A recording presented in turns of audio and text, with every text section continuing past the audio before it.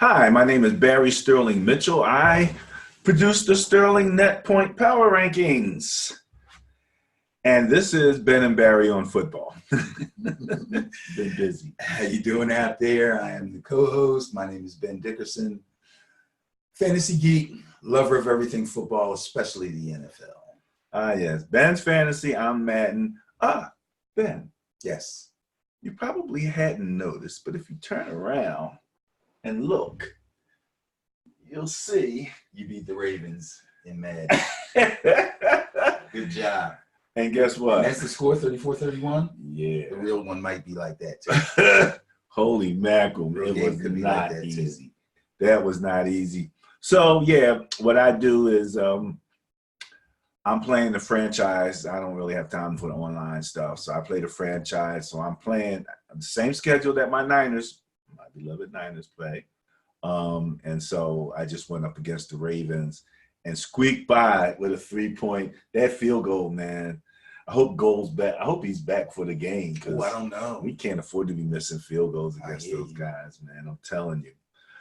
You might notice that we have something that looks like the same shirt. I'm gonna ease up just a little bit so you can see the shirt there. Yeah, baby. Yeah, nice shirts. Most Dog Sports.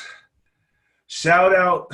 We're going to quickly talk a little bit about who they are and why we have their shirt on. I'm going to leave that up to you, Mr. Dickerson. Okay. Most Dog Sports, founder, creator, president, and CEO. It's a very good friend of mine, James Burton. And mine. And is also, we're here in Philadelphia, Pennsylvania, to remind everybody out there who may be watching who is not from Philly. It's going to be a flag football league for middle school kids. Flag football is played pretty heavily for high school kids. They do a lot of 7-on-7, 7-on-7 tournaments, helps prepare the skill position players for regular high school ball. But the middle school kids don't really have that type of an outlet, so at least not here in Philadelphia. So we're trying to promote that, and Jimmy's decided to put this thing together. Just to give you a little background, the name of the league and the name of the organization comes from names of very close boyhood friends of his. Most Dog comes from Tom Chamberlain, whose nickname was Most. A lot of his friends, everybody in the neighborhood called him Tom Most. He's deceased. He passed away in '99. And Gregory Smoke Dog Kent, that's where the dog part comes from. Great friend of mine as well as Jimmy's. He passed away in a motorcycle accident in 2017. And the league, Powerhouse League, is named for Tom Harris, who also passed away in 1991. And his nickname was Powerhouse. That was his neighborhood name. So that's where all this comes from.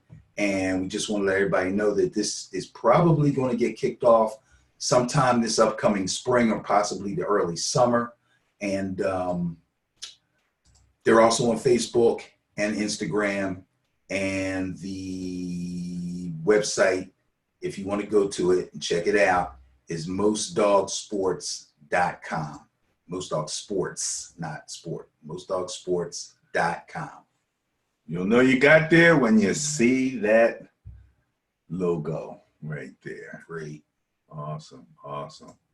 All right. Well, Ben, we're entering week 13. Yeah, man.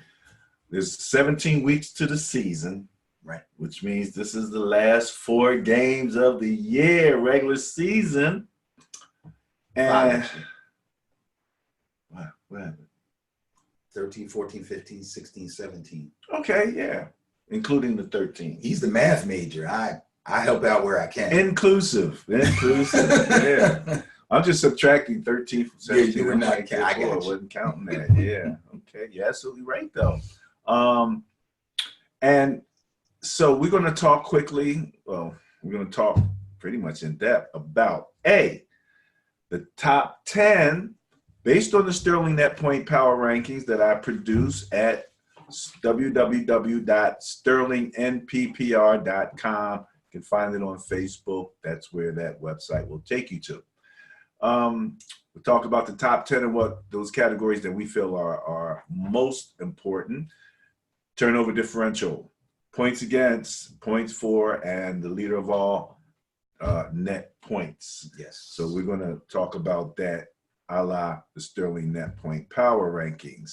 So we'll look at last week's games. Yes. That's week 12.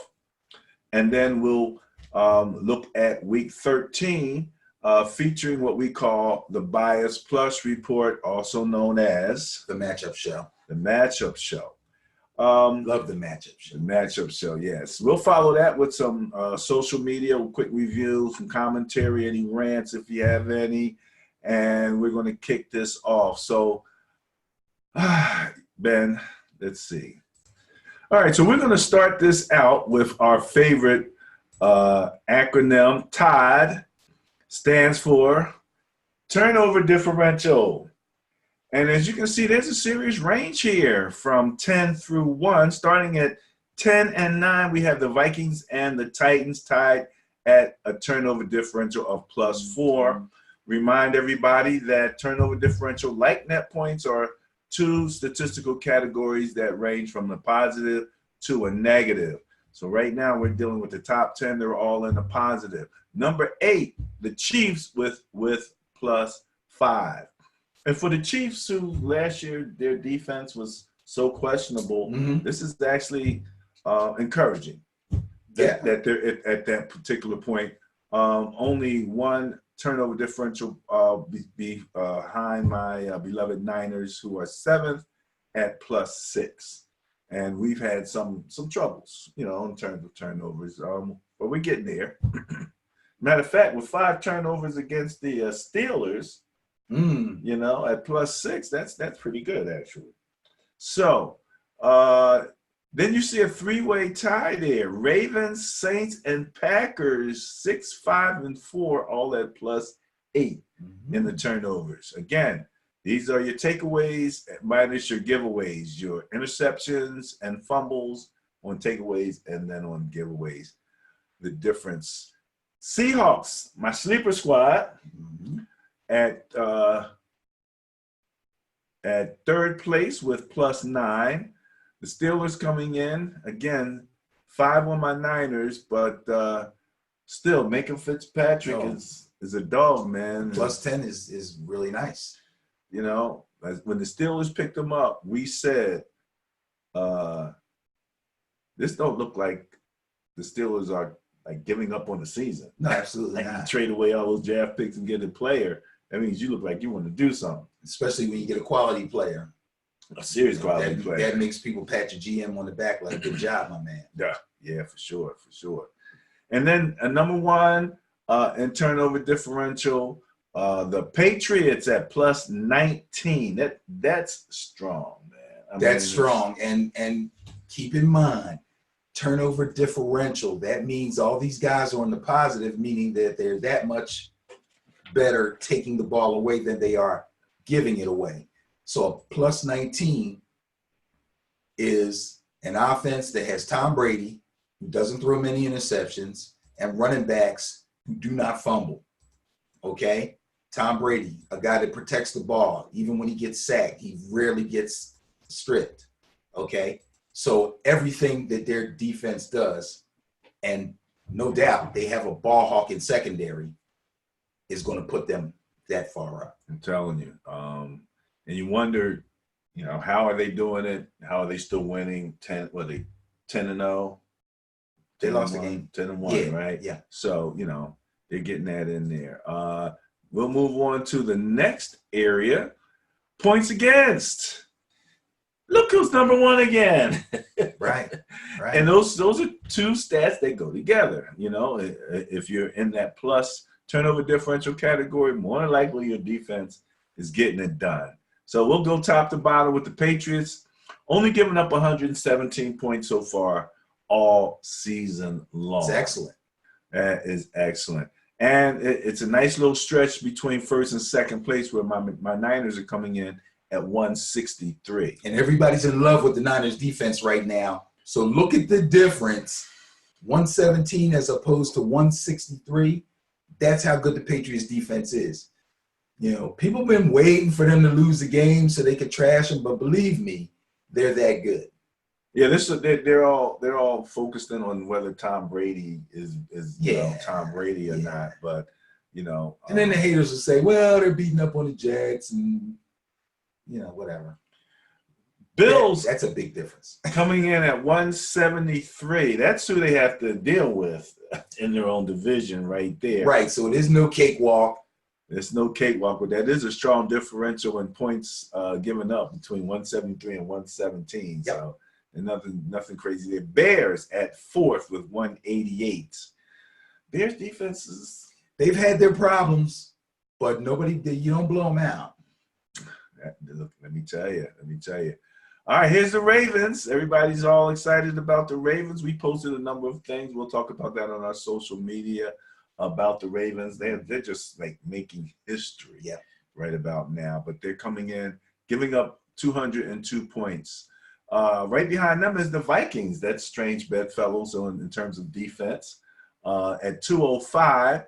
And then the Cowboys, who everybody seems to be so much drama. There's always drama with the Cowboys. Always drama with the Cowboys. I mean? It's always drama with Jerry Jones. Gets on there and he says a couple things, and then everybody's like, "Is he going to fire him?"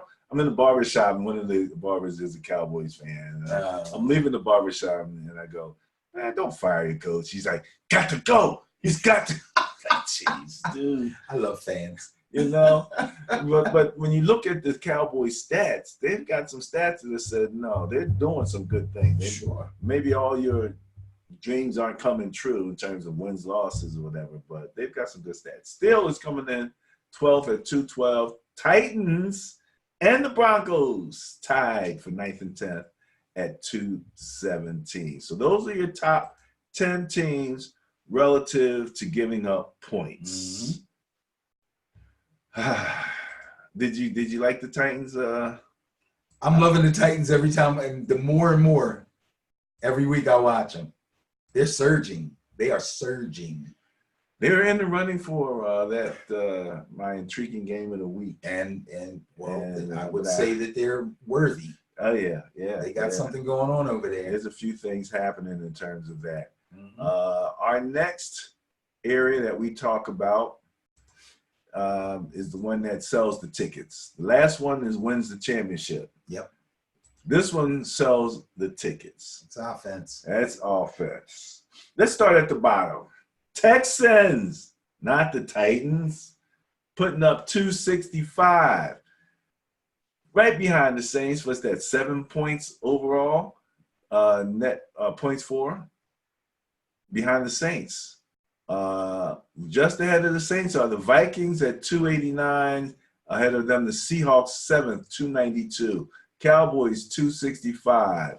Let's stop there. You got anything you want to mention about these offenses? Cowboys, Seahawks, Vikings, Saints, and Texans? At this point in the season, I would say the Texans will go as far as Deshaun Watson can take them. Since we're only talking about offense, we won't talk about their defense. The Saints have not put up big scores, but have still won games, even with Teddy Bridgewater at the helm. So I'm not shocked at that. We're used to seeing the Saints up high in this category. The Vikings, Kirk Cousins, slow but steady. You know what I mean?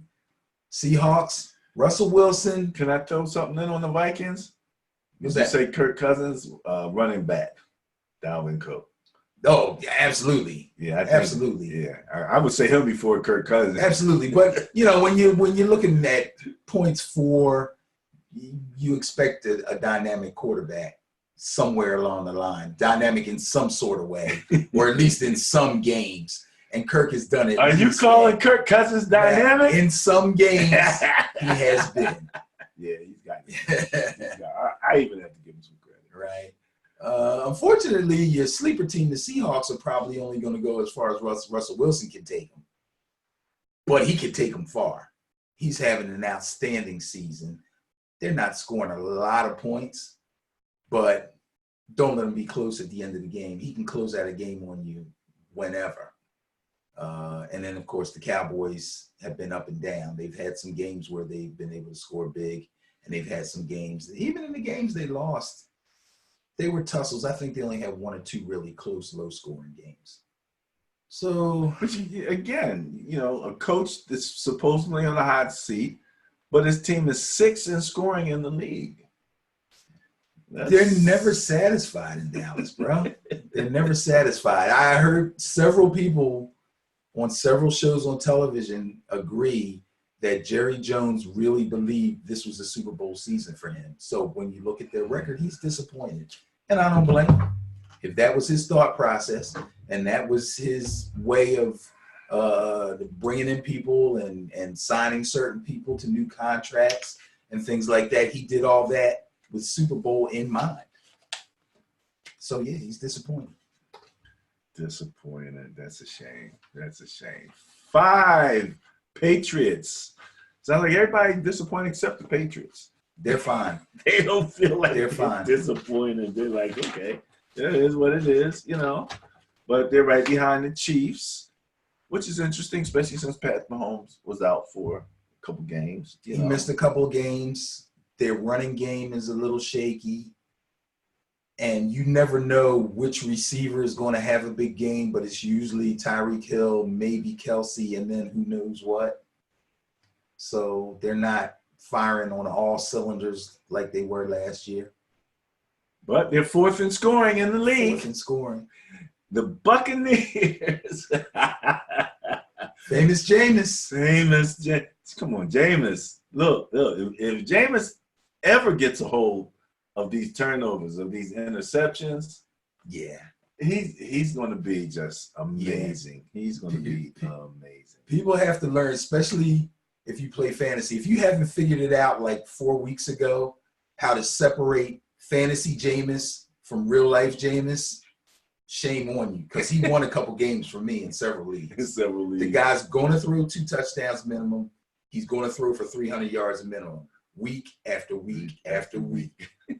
Quarterback whisperer is doing his job. Hey, whispering. If he can just get off the turnovers, then real life Jameis will be, Hell of a matchup right here. 49ers. Look at 49ers coming in 2nd in scoring. And the Ravens are 1st, and they play each other this week. Oh, it's perfect. We will talk about that in the bias. It's perfect. Plus report, also known as the matchup show. Hey, very good. Yeah, thank you. So those are your high scorers. Those are your top 10 scoring teams. How about this in the league, man? So you watched the game. I know you watched the game. And you saw what they did. Yeah. And you saw how they did it, the gusto that they had in doing. I mean, they were just, they went to the West Coast. Mm-hmm. Like, this is fun. Mm-hmm. Well, I'm out here. I'll buy me some stuff. And yeah. Go on, take the walk on Hollywood Walk of Fame. Spank the Rams and keep on moving. And keep on moving. They seem so happy-go-lucky. But my thing is, they show that incredible balance of guys that are really having fun, because we can't forget these dudes are young, okay? But they're having fun, and they're extremely confident. And their confidence grows week after week because they know that they've got something nobody else has, and that's Lamar Jackson. And they know it, and they're feeding off it, and you can tell when you see guys coming up and slapping him on the back on the sideline. They're like, dude, you're incredible. And he is. And that makes a difference. So we're going to talk about that. There we go. He is incredible. But he also took a few hits in that last game. I think one of those hits was probably the hardest hit I've seen him take in his whole 2-year career. Dude, I don't think anybody hit him like that when he was at Louisville. He got popped. He ran out of bounds one time. I was like, I'm sitting up there like, good. Dude, yeah, he got popped. Once you get the first down, everything else is gravy, There's a little extra something on it. All right. So that was our scoring. The next area, and the area that we really talk about at length, because it is the differential between points for and points against. We're talking about net points here. Let's start at the bottom with the Titans coming in 10th. The Seahawks 9th. They're at 28 and 29 respectively. So again, when you're looking at net points, this is another one of those statistical categories which has both a positive and a negative. Right. For example, the Dolphins, bless their heart, are last in net points with minus 183. So they're the mirror image of the Patriots. And they've almost been the mirror image of the Patriots the entire season. Yeah. Almost. True. They're like the Bizarro World Patriots. They've been either equal or within a point or two either way. Now, the thing about the Saints is they're getting so much respect, but in reality, they're 9th in net points. So they're not really strong-arming people. I mean, because they're not scoring at the pace that they used to. They're a little down. I don't want to say they're down offensively, but they're down scoring-wise. Okay. The defense is playing pretty well. Okay. All right. Well, scoring-wise, the Chiefs are normally up there. They're a little bit on the lower end, so their net points are on the lower side at 52. Below the Bills, who would have thunk it?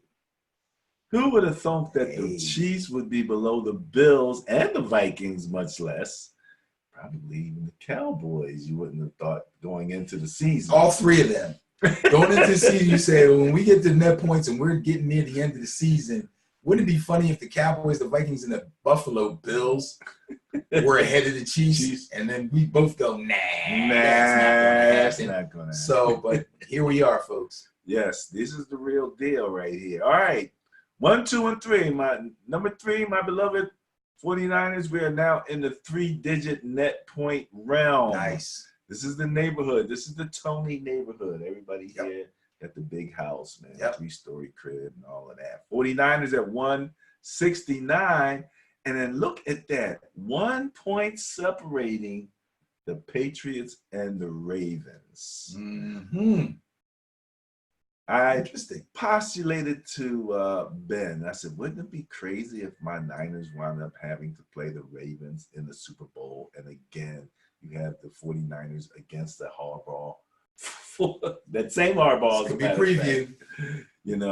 But we got a long way to go before that happens. And if you've seen our schedule for the rest of the season, it's not going to be easy. It's going to be a proving ground for the Niners. When we talk about confidence, if they can beat the Ravens, how confident will they be going into those other games?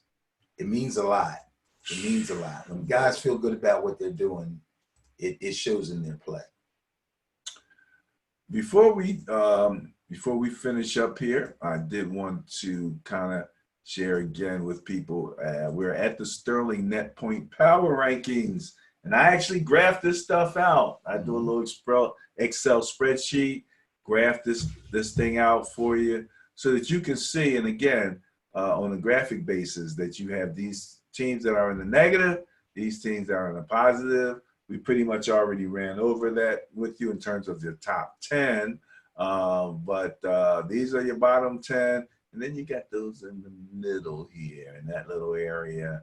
And, we're talking about the Bears coming in at 17th with a net point of 0. Right. So they're right in the middle. They're like, okay, let's go from here, because you can't say you can't go down because you can, as was proven by the Dolphins and all of the other ones that are in the negative there. So between the Bears, the Steelers, who have +4, the Chargers +6, along with the Rams +6, those are your Midland group right there in terms of net points, but you can go and find that. So that wraps up this portion in terms of the top 10. Next, what we're going to cover are last week's Bias Plus reports and those games that happened last week.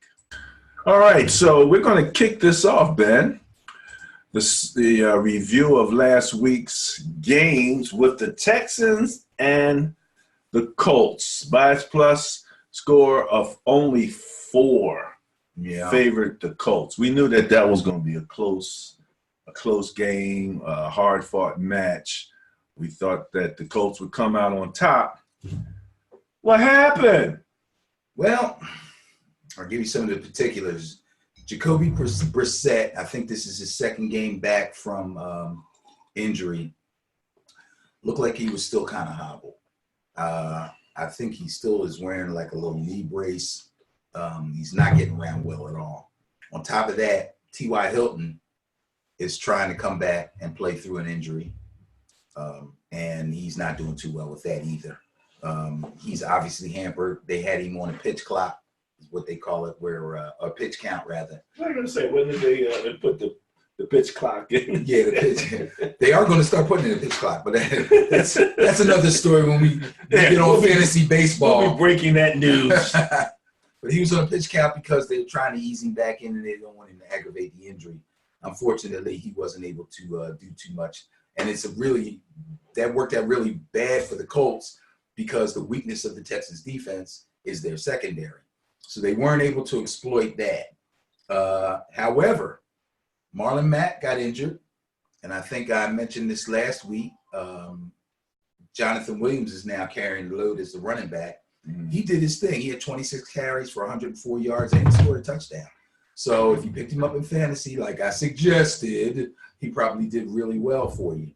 Deshaun Watson, 19 for 30, 298 yards, 2 touchdowns. Will Fuller, fresh back from his injury. And this shows how impactful certain people are on certain teams. While Will Fuller was out, it was basically just Nuke Hopkins. And maybe Kenny Stills would step up for one game or somebody else would step up for another game. Fuller comes back, catches 2 bombs. One was 44 yards long, one was 51 yards long. So he caught 7 passes on 11 targets for 140 yards. That's a huge day. Huge day. Is he faster than he's from Philly too, by the way. He's from Philly. Oh, okay. Yeah. Was he faster than the other wide receiver for Houston? For Houston? Yeah. Nuke? Yeah. Yeah. Yeah. Oh yeah. In straightaway speed? Absolutely. Absolutely. Okay. But nobody, I'm not gonna say nobody because I love Michael Thomas from the Saints, but DeAndre Hopkins runs some of the sweetest pass routes you've ever seen. Right. And he don't drop much. And he doesn't hardly drop anything. He had his normal, spectacular day, 8 out of 9, 94 yards, 2 scores. Tough to beat that. They'll go as far as Deshaun can take. Wow. Okay. All right. We will go next. All right. Jameis. What up? Yeah, he's like our kid that's going wrong. But it's all right. He's not going wrong. He's the good kid. We're like, you got to talk to that kid. But it's okay because this week it translated into a win. The Buccaneers beat the Falcons. The Falcons are the weirdest team. Look at the teams that they beat. And you go, how did they win those games? And then you get a game like this, and they're like, well, if they play them as well as they played the Saints, there's no way the Buccaneers can win. But they did. Jameis, 18 for 26, 313 yards. There's your guaranteed 300. 3 touchdowns, and 2 interceptions. 2 interceptions. But guess what? He got the win. And Chris Godwin caught 7 passes out of 8 targets, 184 yards, 2 of the touchdowns. Chris Godwin is a beast. Penn State, of all, you never hear about Penn State wideouts. I got to think way back to like O.J. McDuffie or something. That's really digging deep. But Chris Godwin is nice. That one across the middle, where it's like 3 people were like collapsing on the ball. Yeah. It just kind of went through. The ball went through everybody. He just caught it. Just right. And then took off. Running, yes. Man. Yes. And, yes. you know, you wanna give the quarterback credit for threading the needle. But in the back of my mind, I'm thinking, man, that was lucky. It's like nobody got their hand on that ball.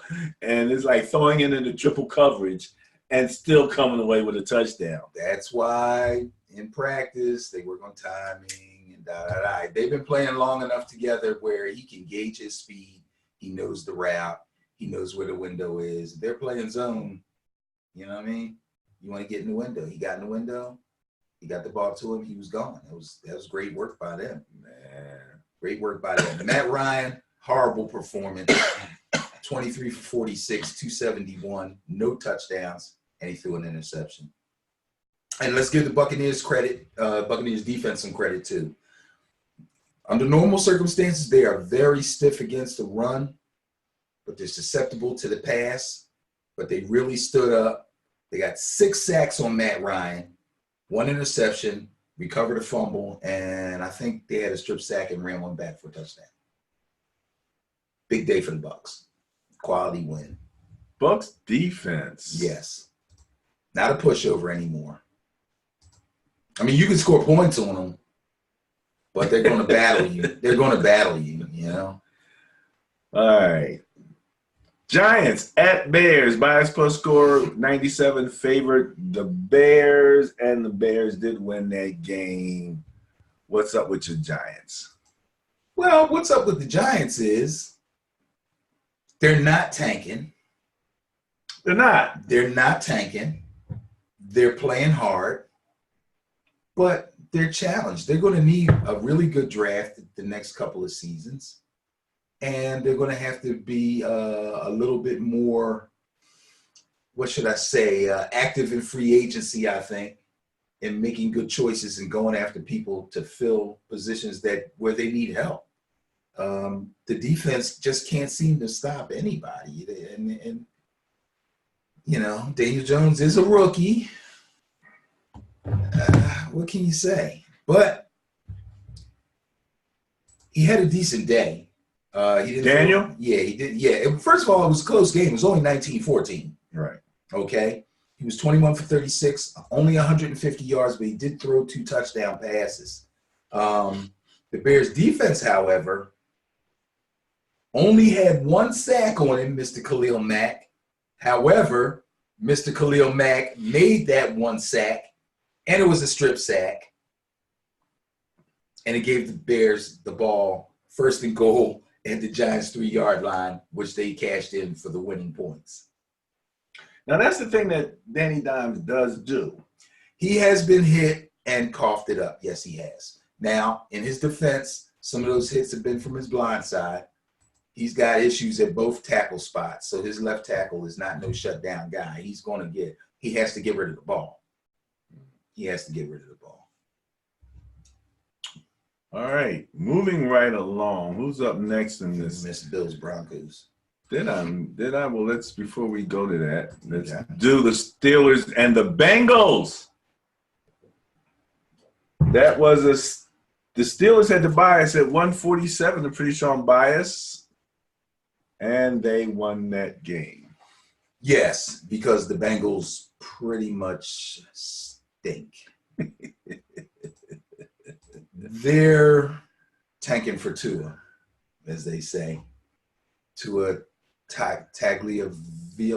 I think I'm saying his name properly. Hey, you went for it. Go ahead. Yeah, I did, didn't I? I would have left it at Tua. I should have, but I wanted to try to drag it out.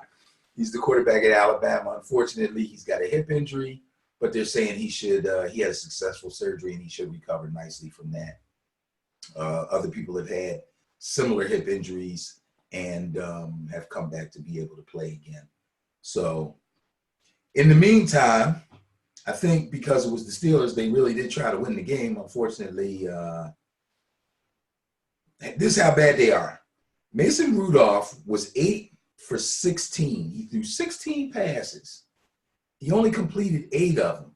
He didn't break 100 yards. He didn't throw any touchdown passes, and he got picked off once. He got benched in the 3rd quarter and replaced by Devlin Hodges, a guy whose nickname is Duck. Duck.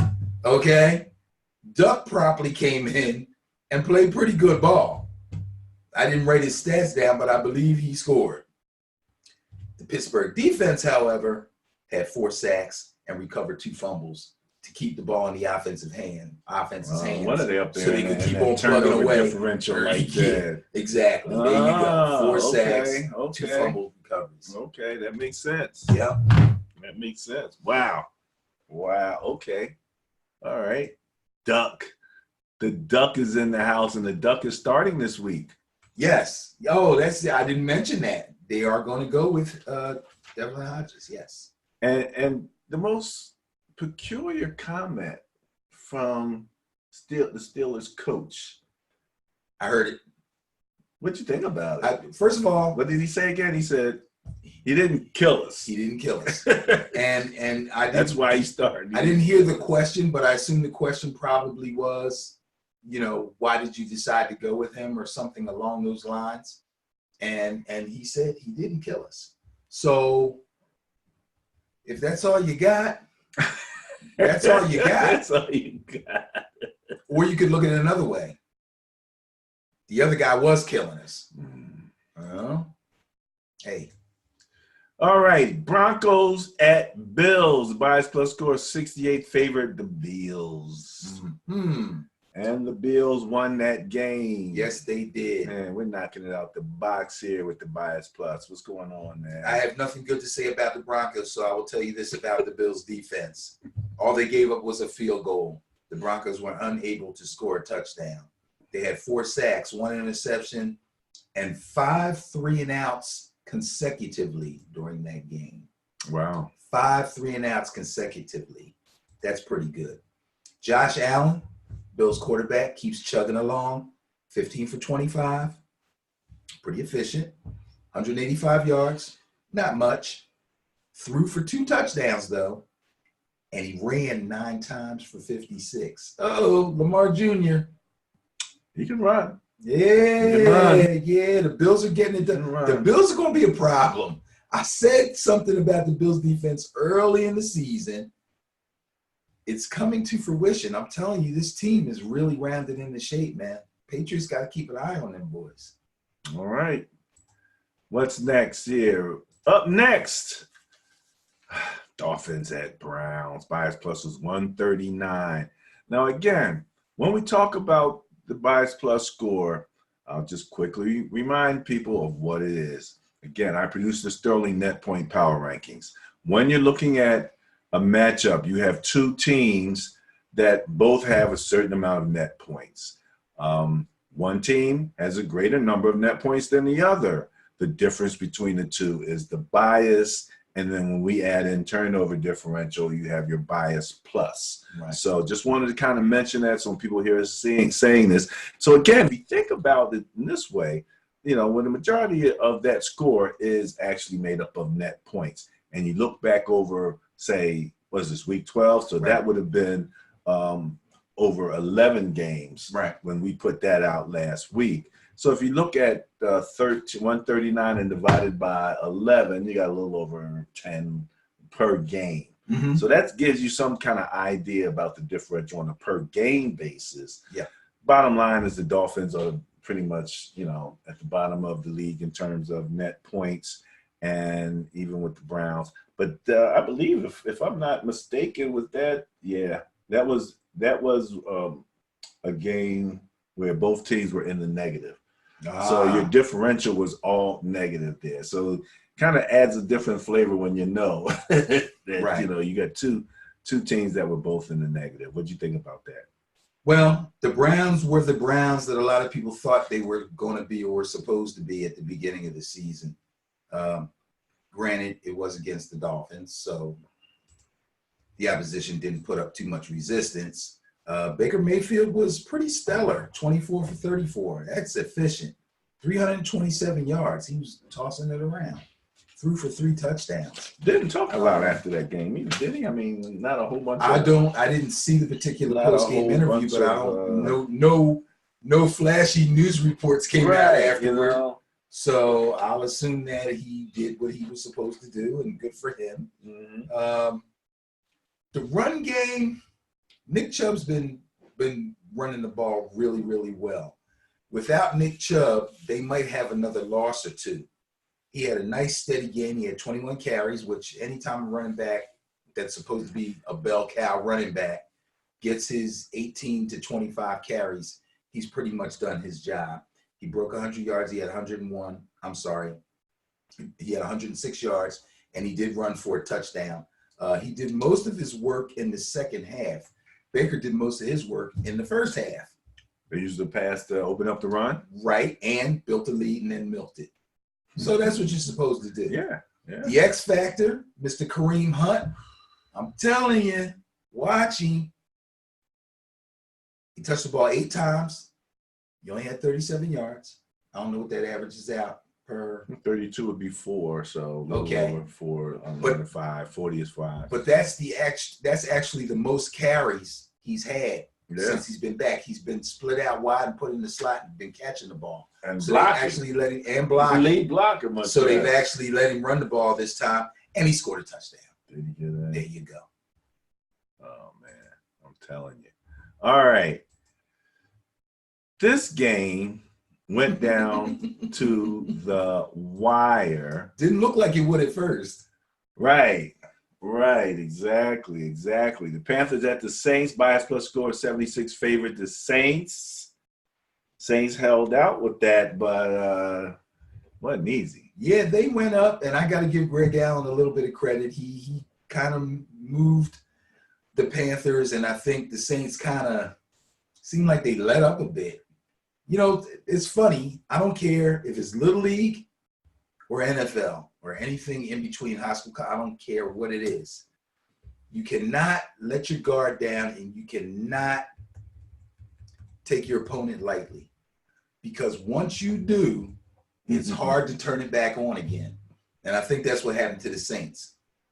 But really? I really think they took them a little lightly. I think they took them lightly from the jump, and then when they jumped on them and got the score up, they really, took them lightly, and they couldn't come back.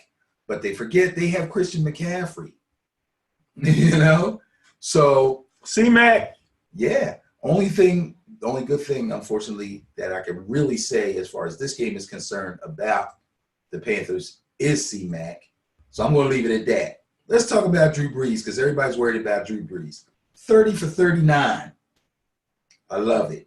311 yards, 3 touchdowns. Beautiful game. And when the Panthers did come back and tie the score, he led a stunning game-winning drive to get the field goal to win the game. Panthers missed the field goal, right? Yes, the Panthers missed the field goal.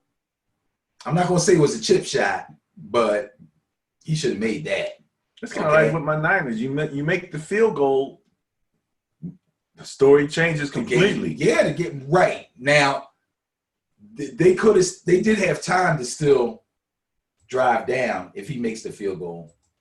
But at that point, it's like, do we go for the win and try to score, or do we field goal and try to go overtime? I can't remember exactly how much time was left, but they did still have time. But when you miss the field goal and Drew Brees is marching them back the other way, you're in trouble. And that's exactly what happened. Now let's give some props to Michael Thomas. First of all, real quick, he had 11 passes thrown to him. He caught 10 of them, 101 yards, and scored a touchdown. He has 104 receptions this year. Remember I told you a star wide receiver in the NFL has to have 80 catches or more, or I can't consider you anywhere near a star. He has 104 receptions, and Marvin Harrison's single season record of 143 is in jeopardy. With 5 games left, he can break that record. So he has 104. He has 104. And then the record is 143. Right. And he catches somewhere between 8 and 12 a game. So even if we just rounded to a 40 catch difference over 5 games? 5 games. 8 catches a game. Everybody does that in his sleep. Yeah. Pretty much. So props to Michael Thomas. Good luck, brother. Awesome. Wow. All right. Can I say Jets? Jets? Yes, you can. Did the bias win this game? No. Neither did I. 74 bias plus score favorite. The Raiders. We was giving the Raiders all types of props. I'm telling you. It was like, and the Raiders look like they want to do something. The Raiders look like they're ready to. It's coming. What? I know we were just ready Gruden, the whole everything. Waller, Josh Jacobs. Guess what? The Jets defense has quietly, if you play fantasy, you will really notice, has quietly been a pretty top defense. Now, I don't know where they are. Let's see. Where are they in our points against? Because I know they get scored on. They are 20th. 20th. I know they get scored on. But look, 20th is one place above the Seahawks. It's just exactly. So if somebody said you want the Seahawks defense or the Jets defense, right off the top of your head, you go Seahawks. But guess what? The Jets are in there. Okay. Real fast, where are they at tied? Oh, turnover differential for the Jets. They're 25th. Yeah, they're minus. But that's because -5. they fumble and strip sack and get all the that quarterback mess. things going on for Right. all year long. So yeah. now I have nothing more bad to say about the Jets. Only good. Sam Darnold is getting hot again. Post mono. He's eating up. Post mono stats. 20 for 29, 315 yards, 2 touchdowns. Derek Carr. Maybe this is why Jamal Adams is getting on him. 15 for 27, no touchdown. I'm sorry. That was his brother he was getting on. Oh, yeah, right. He was getting on his brother. Well, I think I wrote something down wrong here. 0 touchdowns, 1 interception, ended up getting benched before the game was over. He was so ineffective. Derek Carr? He was ineffective. What? I missed that. He was straight up ineffective. And picked a bad game to be ineffective because the Jets defense shut down Josh Jacobs. This is the thing I was most surprised about. He only had 11 carries, 36 yards. Now, 11 carries, that had to be game flow. Like they had to throw the ball to stay into the game. Right. And they still couldn't pull it out. So, if he gets carries, he's going to get yardage. But if he can't run the ball because you're so far behind, boom, that's what happens.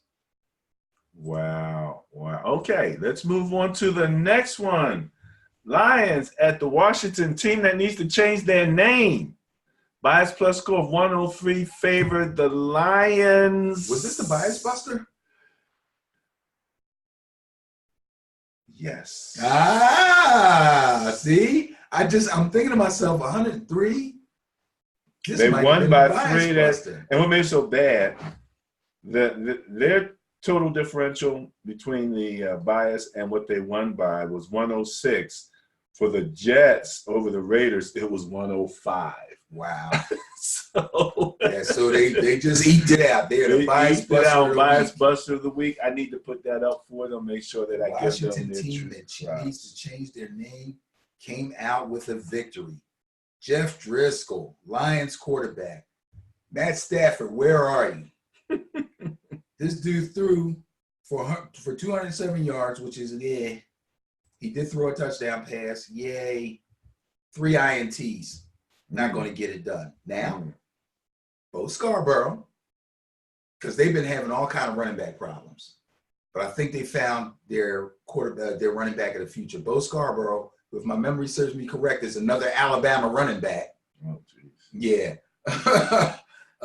Had a pretty good game. Of those guys, isn't it? 18 carries, 98 yards. That's the kind of guy they've been looking for. Okay. So he got it done, but it wasn't enough to win the game. Okay. They were mediocre. Dwayne Haskins was mediocre, 13 for 29, 156. He had strip sack and a fumble, and he got intercepted. But he threw one great pass that got them in field goal range to win the game. Yep. Then ran to the sideline and started taking selfies when they got the ball back and he was supposed to be out there in victory formation. But we'll give him a pass on his young boy. The young boy mistake, yeah. He took a little heat. The coach laughed, though. He tried not to laugh, but he had to laugh. He said, we couldn't find him. He's over there with the we were looking for him. We couldn't find him. Oh, my gosh. You got to love it. You got to love it. This is the same guy who Adrian Peterson said he needs to get his head into the there you go. playbook. So there you go. All right, this was the game. Seahawks came to Philadelphia in the cold, wet, windy Yeah, it probably was like Seattle. Yeah, they probably felt right at Right, home. well, right at home, except they were in a crazy time zone. The bias plus a 25 favorite the Seahawks. And it was funny because when we did this and we talked about the net points, there was only 17 net points between the two teams. Mm-hmm. Where the 25 came from, and I do believe this was my intriguing game of the week. Okay. And I mentioned the one issue that's really going to imperil the Eagles, turnover differential. That was 8 favoring the Seahawks. Oh. And you saw it during the game. All of a sudden, they start stripping Yeah. people and the balls flying out Right. and things are happening. And they wound up winning that game. Yeah. Well, on the other side, you cannot win if you turn the ball over. And the Eagles have to learn that they're not the only team. This game was a tale of two quarterbacks. Neither one was very good statistically. One was really bad statistically, and one just showed leadership and savvy above all. Neither team had a great running game. One, just because they didn't have a great running game, but they did score on the ground. Rashad Penny came in, had a nice run. And the other because they just seemed to ignore their running game for who knows why. I have no clue. But 13 for 25, 200 yards, 1 interception for Russell Wilson. One of his worst games probably this season. Carson Wentz, 33 for 45. So he threw the ball 45 times. So that tells you about the running game right there. 256 yards, that's totally because of all the volume. He threw 1 touchdown pass, got picked off twice, and he fumbled twice. Can't win like that. Can't do it. Eagles are right behind the Raiders in terms of yards per game rushing. Okay. And one ahead of the Jaguars, which is a little surprising. That's a little surprising considering the Jaguars have Leonard Fournette, but they had a couple of tough games where they had to throw the ball a lot too. During the Minshew Magic thing, yeah, he was throwing the ball all over the place. Next up, you got something else you want to say on that? No, I'm good. You mentioned them. Here they are. The Jaguars and the Titans. My new favorite team to watch. The Titans. Tennessee Titans. Bias plus score 45 favorite. The Titans. What happened in this? Titans. Bias held. The bias held. I went against the bias on this one. Shame on me. I don't know. Maybe I was thinking Nick Foles. I don't know. I don't know what I was thinking. And it serves me right for losing this game because the Titans really are one of my favorite teams to watch now after being my least favorite team to watch. And I figured out what it is. Mariota, Tannehill. Oh. Tannehill. Okay, he makes them exciting again. Now, you know probably a little more about Tannehill because of your college, I forget what school he went to. Oh, I just went blank on But Tannehill was he a wide receiver? No, or not something Tannehill. like that? Oh. He was something else beside a quarterback. And they were talking about how well he could run and how athletic he was. It's like a punt returner or something? like that. See if you can find that. I'll look that up. But kind of while I'm vaguely doing that, yeah. think that he might have done something else in college, Ryan if I can Tank. remember what school, but He's giving it up, man. He went heads over to score one of those touchdowns. Yeah, man, yeah. Yeah. He had 2 touchdowns. He ran 7 times for 40 yards, which is nice. Not expected from a guy like him, but he is mobile. No speedster, but he is mobile. He completed 14 out of 18 passes for 259 yards, which was good enough. And sometimes you just want to be good enough. Now, his top receiver in that game was A.J. Brown. He had a career day. He's a rookie wide receiver. He had a career day. 4 catches, 135 yards, 1 touchdown, and that touchdown was a 65-yard bomb. Very nice. Very nice. And Derrick Henry just went beast mode. Okay. We're going to talk about Derrick Henry in a second, but I do want to mention. Okay, go ahead. Played football at Texas A&M, There you where go. he transitioned from wide receiver to the team's starting quarterback. Oh, okay. Very good. Good memory on your part. You're not usually college guy. The college guys. Good job. But I Good remember him job. saying that, and the way he was running. Now, let's talk about Captain Stiff Arm. I mean, he's probably got more after. They should have a stat. You know how they have a stat for after contact, like yards after. Yes, breaking tackles. Yes. Contact. He should have yards after stiff arm. Yards after stiff arm. Because he might have like a world record at this particular point. Send that to Good Morning Football. Okay. I know you're trying to get on that show. Kay, listen up. Yards after stiff arm. Yeah. 19 carries, 159. That's a big day. Two scores. YASA. Anyway, you were saying, I'm sorry.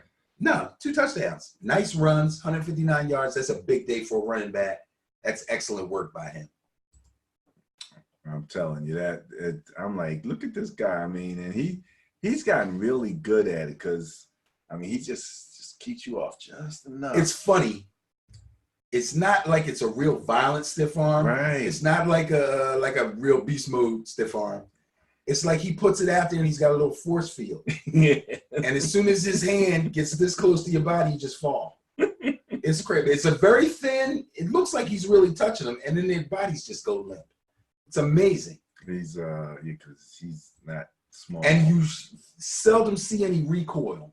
Like sometimes guys will stiff arm, they don't get it all the way out. Right. And then the tackler kind of pushes them back a little bit. He gets it out there. That's it. It's over. Just out.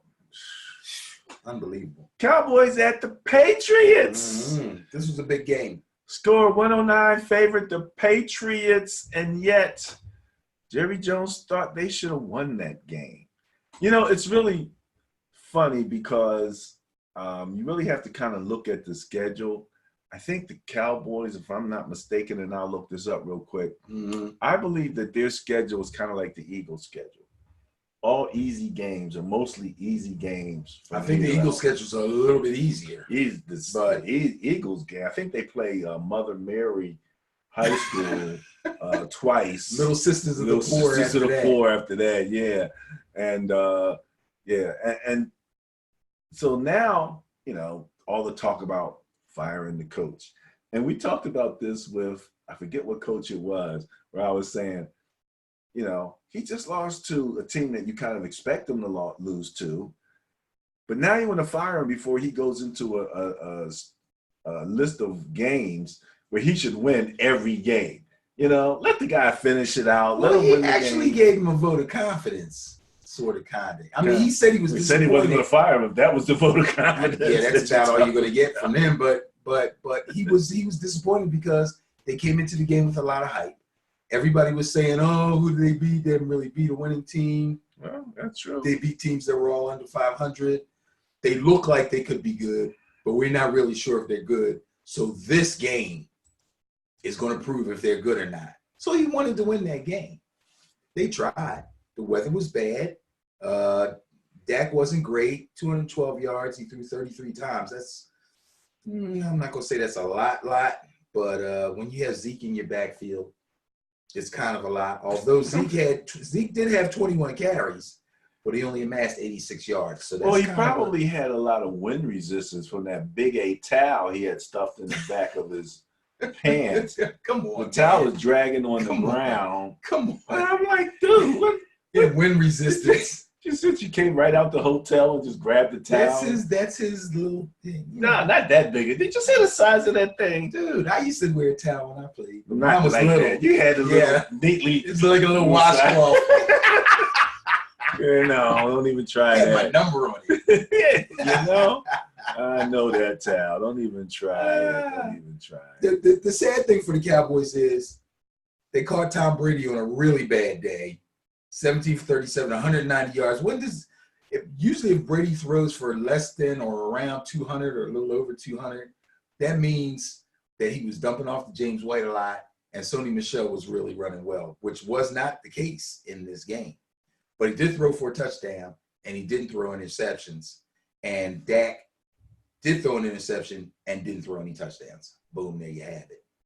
Tough game for everybody. I mean, same kind of with the Eagles, East Coast, just bad weather, and just made it. But that's football weather. I mean, that's when that run game, that's why they say that the Ravens, their game travels. Right.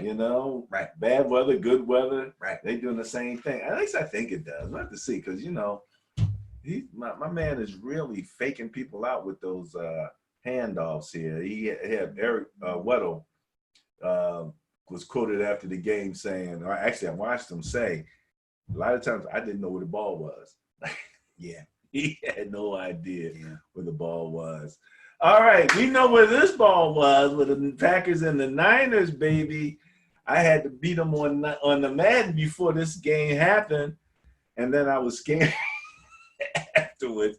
It's funny because you're like, wait, you're supposed to be happy after that. Why would you? No, I was scared before the game. That's what I meant to say. That's what I meant to say. I mean, this was a tough game. So Packers at Niners, we'll leave it at that for right now. All right, so my Niners have to play the Packers. I was a little afraid Aaron was going to do something Aaron-ish. They are, he is what he is. But we were favored by a bias plus score of 91. Right. And, I'm surprised sometimes, pleasantly, especially at our scoring, at our ability to put up close to 30 points. You got to believe, brother. You got to believe. Oh, it's not a matter of belief. You know what it's like? Because I thought about it, because I think you kind of said this at this conversation before, and I'm always like, oh, I'm scared. And it's like with your children, you believe they can do it. I love fans. But you're scared for them. You have that parental fear. It's like, I don't know. I wouldn't do it if I was you, because, you never know what's going to go wrong. This is why I say I have more faith in your team than you do. But see, I have nothing to lose because I'm not a Niners fan. However, because I'm a Giants fan, I really have nothing to cheer for. Therefore, I've been following my good friend's team and talking them up, and he's just being a fan. Oh, I don't know. Well, maybe. Well, I like this. Well, I'm not sure about that. But that's cool. That's what you're supposed to do. You all right? What was the remember the old commercial where the guy was like, yeah, right. Typewriter. So like, I'm kind of like that the whole game, watching what's going on. But hey, we're getting it done. So what can I tell you? We'll talk about the upcoming game, and I'm right back to that again. Well, let me because of what they just did to our division. Well, let me just tell you something real quick for those for people who have their Jimmy G doubts. Jimmy G had a good game.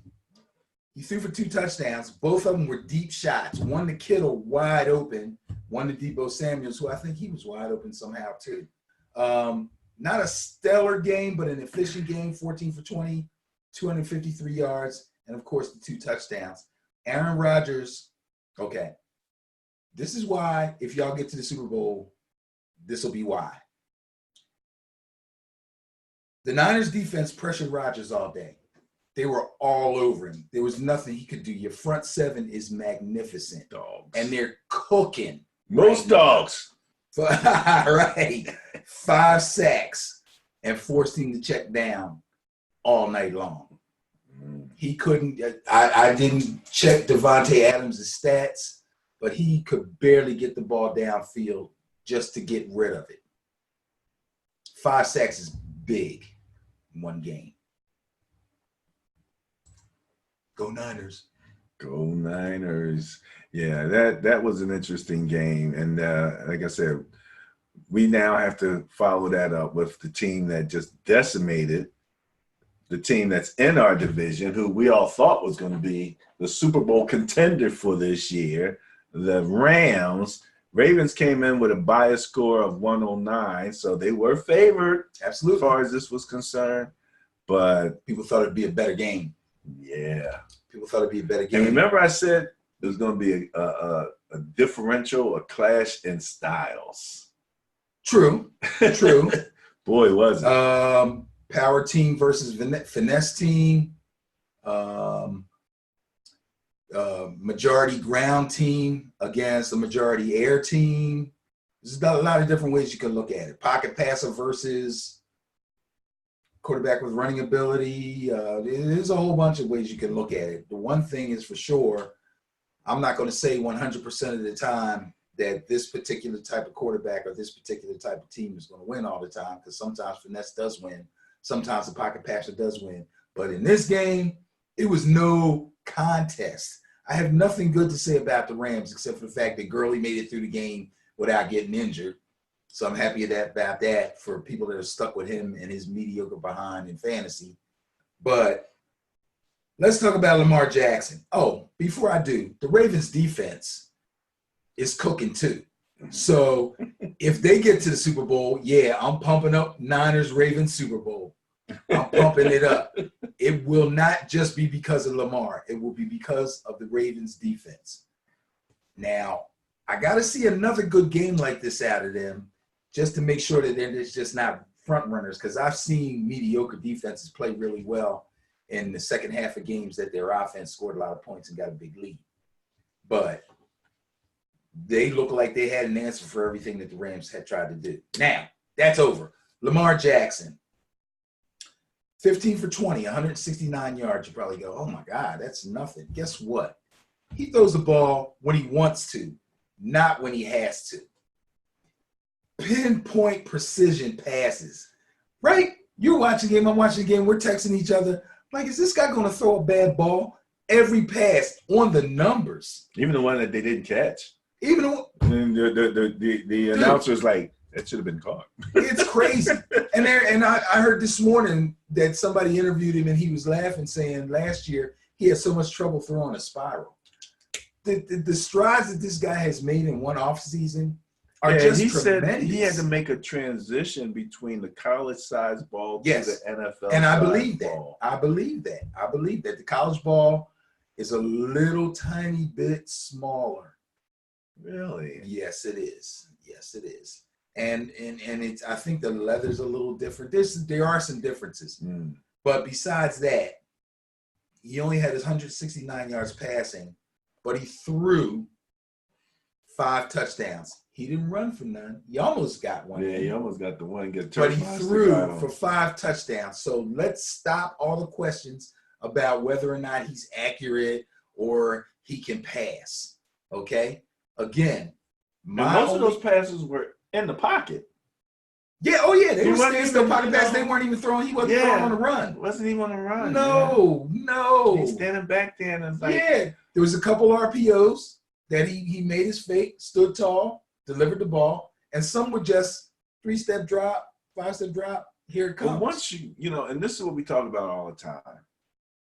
Once you establish one type of attack, and in their case, it's the run game. And like I say, as much as we talk about Lamar and he deserves all that, praise that he gets, the one guy that's giving him the most praise is the guy that I'm giving the most praise, and that's Ingram. Yeah. I mean, Ingram is he's running through these guys. He's turning 5-yard runs into 20-yard runs after, he ran over Weddle one time. Weddle had a rough day. Weddle a couple of times. He had a rough day. Former teammate or former Raven and all of that. Jackson looked him off one time. It was so clear that the I forget who did the game, but the commentator said it right away. He's like, "Oh, Weddle came up, and the receiver blew by him, and Lamar went right to him. Like he stared Weddle down, made him come up. Their play action is tremendous. But again, that's credit to Ingram and how well he's running the ball. Credit to the offensive line. And I'll be quite honest with you, the other backup running backs. Oh, they're nice. Yeah, because the line is doing it. Yeah. It's one thing if you got a power back like, a Derrick Henry or something like that. But when you got a powered line, that makes all the difference in the world in terms of that. So that was Monday night. So that wrapped up the week 12 of the 2019 NFL season. We're going to move on to the Bias Plus report for week 13. All right, in this section, we're going to do the Bias Plus report, also known as the matchup show for week 13, 2019 in the NFL season. So, Ben, let's kick this one off with, here we go, Bears, Lions. I'm going to say, oh my, so bad. Bias Plus score 35 favors the Bears. Now, you know, it's funny, Ben, because we do points. That's what we do. right? But I have been kind of looking at some of the yardage. So let me just mention the Lions are 5th in passing yardage at 272 and 18th in rushing yardage at 105.6. And this is on a per game basis. The Bears are 30th in passing yardage with 190.7 and 29th in rush yardage at 78.5. So what for the fact that the Lions are dealing with a backup quarterback, Yeah, who's that'd be a strong favor. Yeah, it would, and it's again a tale of two quarterbacks. Trubisky ended up, and gotta type trademark. Matt Stafford has been pretty efficient and stacking lots of yards, but Matt Stafford is now hurt. So his backup, Jeff Driscoll, has been doing the best that he can, but obviously he's a backup for a reason. And the Lions' running game is just beginning to show signs of life thanks to Bo Scarborough. So I have had no explanation for the Bears' running game except for their young running back is just about the same as the guy they traded to the Eagles, Jordan Howard. His name's David Montgomery, except he's younger and quicker. Yeah. But they don't use him. Same scenario with the Eagles. Right. And just for, reference sake, 35 is not a big bias Not at all. plus score. That's Again, anybody's if you game. look at 31 net points over 12 games, that's less than 3 net points per game difference. So you got, even though the Bears are favored, Lions have their problems. This, could be or should be a pretty good contest. Now, this is one of the 3 games on Thanksgiving. So, everyone, and this is the early game, I do believe, on the schedule. This was the first one, and that game, I do believe, let's see if I have Should this. be a 1 It's like o'clock, a I would think. 12:30, 1 o'clock game, something like that. You got the schedule. Oh, do I? Yeah, we both have the schedule. 12:30. Okay, good. That's a 12:30. I'll be ready for some football by 12:30. Oh, man. Let me tell you. All right. We'll be settled in 12:30. Okay. So 35 is not a lot. Yeah, the biggest bias of the weekend is 188, just for reference sake. Yeah, we'll get to that one. This one I'm going to have to go with the Bears. I don't know are they going to start Chase Daniel, you think? If they listen to you, they are. I hope they do, and assuming that they will, you know what? They're not. That they took him out with a phantom hip injury, but he was ineffective. The team was going nowhere with him at the helm. The coach knew it, and he was like, let me just see if I can stop the bleeding. I think they'll probably start him again. But even so, this is now when you think about it that way, this one's hard to call, man. I hate to spend a lot of time on these because it's funny. I think that really quick. If they title the offensive game plan for the Bears, it'll be called Run, Forrest, Run. Yeah. Because that's what they're going to tell Trubisky to do. You take your first read. If you get to your second read, great. Beyond that, run. Yeah. Just get Pretend what you're you Josh can Allen get. from the Bills Pretend and you're just Josh take off. Allen. I'm gonna go with the Bears. Go I watch some think the Lamar Lions- Jackson film and get Yeah. inspired. I'm going with the Bears. Are you going with the Bears? Going Yeah. with the bias on this I'm one? gonna go with the Bears and the bias. Yes. All righty then. Okay. Let's see. We're going in the wrong direction. That's the right direction. Yeah. Was it? Was that the right direction? That Sure wasn't, was. but you was. All right. There you go. Yeah, man. All right. This game will determine whether or not one coach has a job. I don't know if it'll determine, but there'll be a lot of talking about it. If they get spanked, the Cowboys get spanked out of this. But I don't expect that to happen. The bias plus score of 25 favors the Cowboys. That is a smaller bias than even with the Bears Lions. And when I looked at the Cowboys, and again, this is, how do you fire the coach when their team is number one in yards per game at 433.4. The Bills are coming in at 18th at 352. That's almost almost like 80 yards, some difference. Yeah. The Pats are 352.8. So the Patriots and the Bills are 1/10 of an average yard per game apart. So can't get too negative about being 18th versus 1. But hey, correct. Especially when your defense is hardly giving up any. That's where it's at. And I hate to crack on the Cowboys record because they can only play who's on the schedule, but they had a couple of really good games against some pretty bad teams. That being said, I will go back and again say, as I've said before, although the Cowboys are at home, I don't think that Jerry World is very intimidating to other teams. I think it's so large and it's such a spectacle that sometimes the visiting team actually enjoys playing there. The locker rooms are probably real nice and plush. They get to walk down the thing and have the fans yelling for them. If they have any fans that travel or they have fans that are in Texas and bought tickets to the game, they'll be there cheering them on.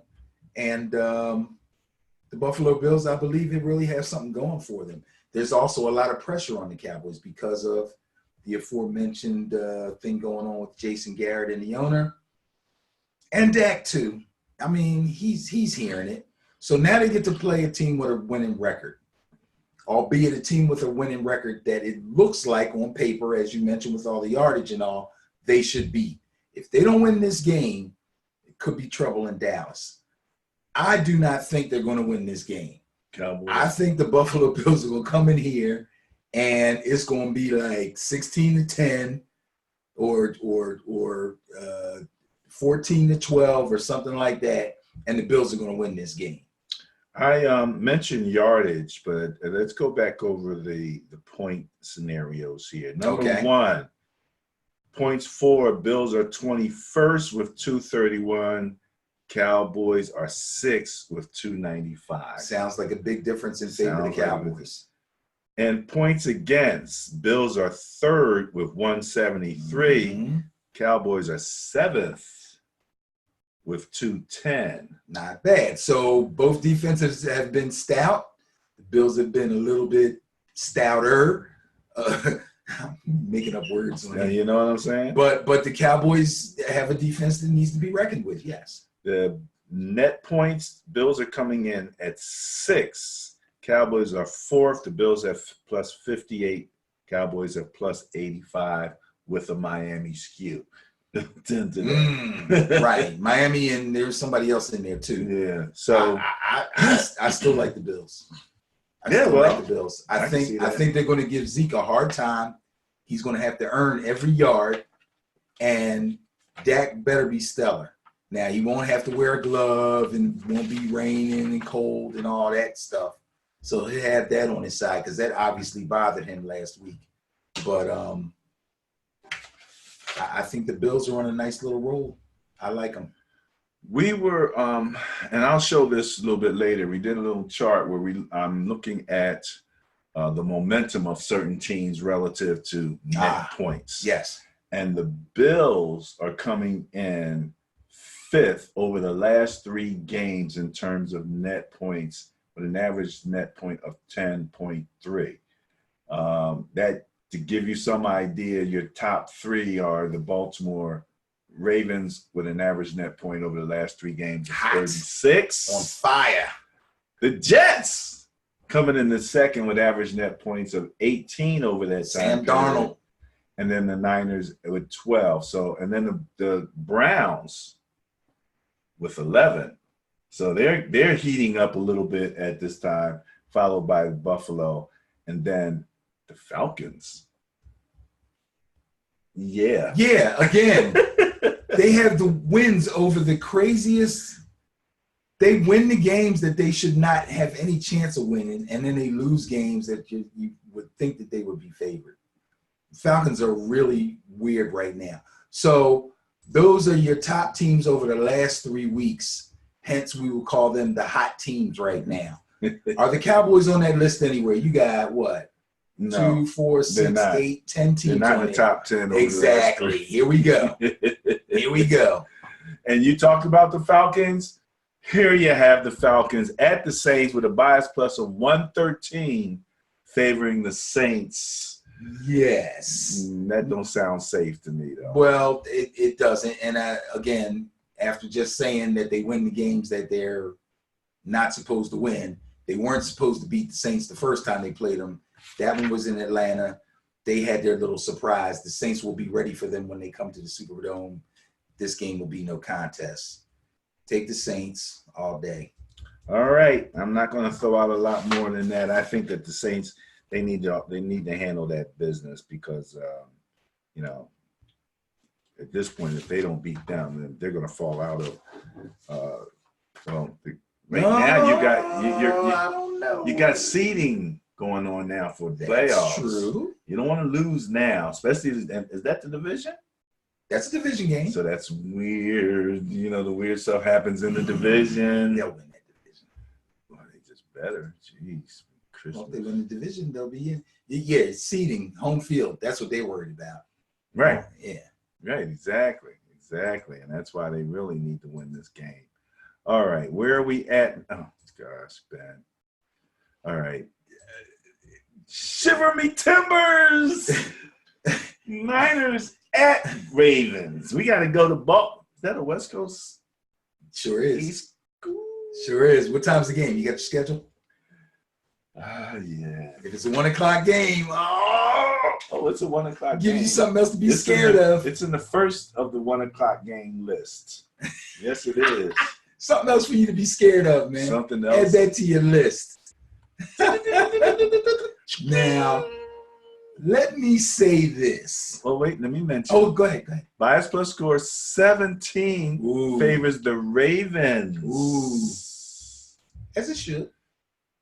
They're All number right, one. Let's look. They're number one in points for. Let's look at the numbers. They're number one in points for. They're number 5 in points against. They're number 1 in net points overall. With 184, but my Niners are number 3. Okay. With 169. So we're in that neighborhood. Okay. The Niners are second in scoring.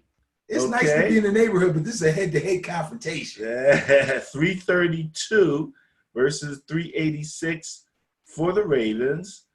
My Niners are second on defense with 163. Ravens are 5th, giving up 202.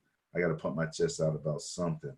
The Niners are 7th in turnover differential with +6, and the Ravens are 6th with +8. So relative to the points and the differentials, there you go. Ravens are number 2 in yards. Let me see here. Let me make sure I got this right. In your offensive yards per game, the Niners are 6. Raiders are at 433 per game. Niners are 382. Defensively, my Niners are number 1 in terms of yards per game. As they should be. Down, and the Ravens are 11th. That's right. They've had their struggles. And you know who say again, it's the Kittle factor. When I played this game, having Kittle made, especially in the second half, I got my run off. Okay, was able to run the ball, but Kittle just makes the difference because I don't know if there's anybody over there that can really cover him. Well, sir, he says. This is the way I look at it. The Niners do have to make the trip to the East Coast. That's not good. But they got a young, innovative coach who's smart. I think he'll have the team prepared for the trip and their curfews and sleeping habits and where they stay and all that stuff. Because all that means something. You can't be sloppy with it, so to speak, and just take it like it's a trip to Arizona because it's not. He already told them don't eat too much on Thanksgiving. There you go. See, he's already thinking. You're going to be chasing Lamar around. You don't want to be weighted down. Right. I think what you're going to see in this game is the Ravens' run game getting slowed down a little bit. I'm not saying they're going to stop them. I'm not saying they're going to stop Lamar. What I'm saying is this may be the game where the Ravens find themselves having to throw the ball as opposed to throwing the ball when they want to. I think they're going to have more of a balance between pass and run instead of being heavy run all the time. And I think this could be a game where every time Lamar takes off, he will be in a little bit of danger. Now, that being said, let me get the intrigue out of the way right away. I'm picking the 49ers, and I'm picking them strong. I think this is a front seven that the Ravens offensive line has not seen this strength like this in any of the games that they've played. And they have struggled a little bit against some other teams in the past this season.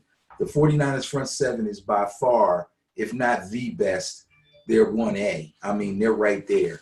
They got, and also, and I mentioned before, the only slight weakness, I think, I don't want to call it a full-fledged weakness, but slight weakness to the Ravens offense is their receiving core. Now, obviously, they stepped up big in the Rams game, but they had little resistance.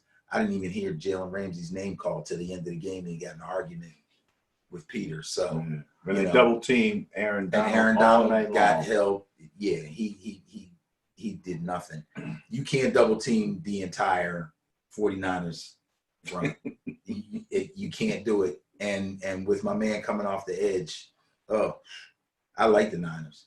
I really like them. I don't know if it's going to be a high-scoring close game or a low-scoring close game, but I think it's going to be a close game. But I like the Niners. In the virtual world, when I had to play him, I was able to kind of put the kibosh on Ingram a little bit. Okay. And like you're saying, we've got a strong front seven. Right. So Ingram's going to have a day. He's going to have to – he ain't just running through that defense. Right. The challenge that stands is that apparently, we've struggled with mobile quarterbacks. Okay. So we got, Russell got us on a long run, which positioned them for a win. Yes. We even, have problems with the squirrel, Kyler Murray. They call the squirrel. Where did that come from? The Niners, when they first played them, I think one of our linemen said he's like chasing the squirrel. Okay. he's small and quick. I don't think he's happy about that. I don't know about that either, but that is a challenge, you know, and so even sometimes when you do it right, because I saw with the Rams and a couple times, like they did actually sack Lamar when they boxed and held. But you can't overrun. You can't. If you overrun him, he's gone. He's out. Yeah. So you really have to be disciplined in your lanes. You're gonna have to play maybe a little spy here or there, and all that kind of stuff. So this is going to be some real gamesmanship going on. If they'll come with some kind of a spy. This is going to be, matter of fact, boom. This game's going to be intriguing. And I don't know who your intriguing game is going to be. Well, it's not. But I know it can't be this one because you never picked the Niners game as an intriguing game. So I have no clue who it could be, but I have some guesses. Uh-oh. Well, it ain't the next game. So let's get through that one. All right, let's get through that. Because the Washington team that needs to change their name is going to visit Carolina, and the Panthers have a bias plus score of 93 in their favor. So I'm not gonna belabor this one. I'll let you kind of jump on. Oh yeah. Go ahead. Even with all the problems the Panthers have been having, no one has come up with a remedy for Christian McCaffrey.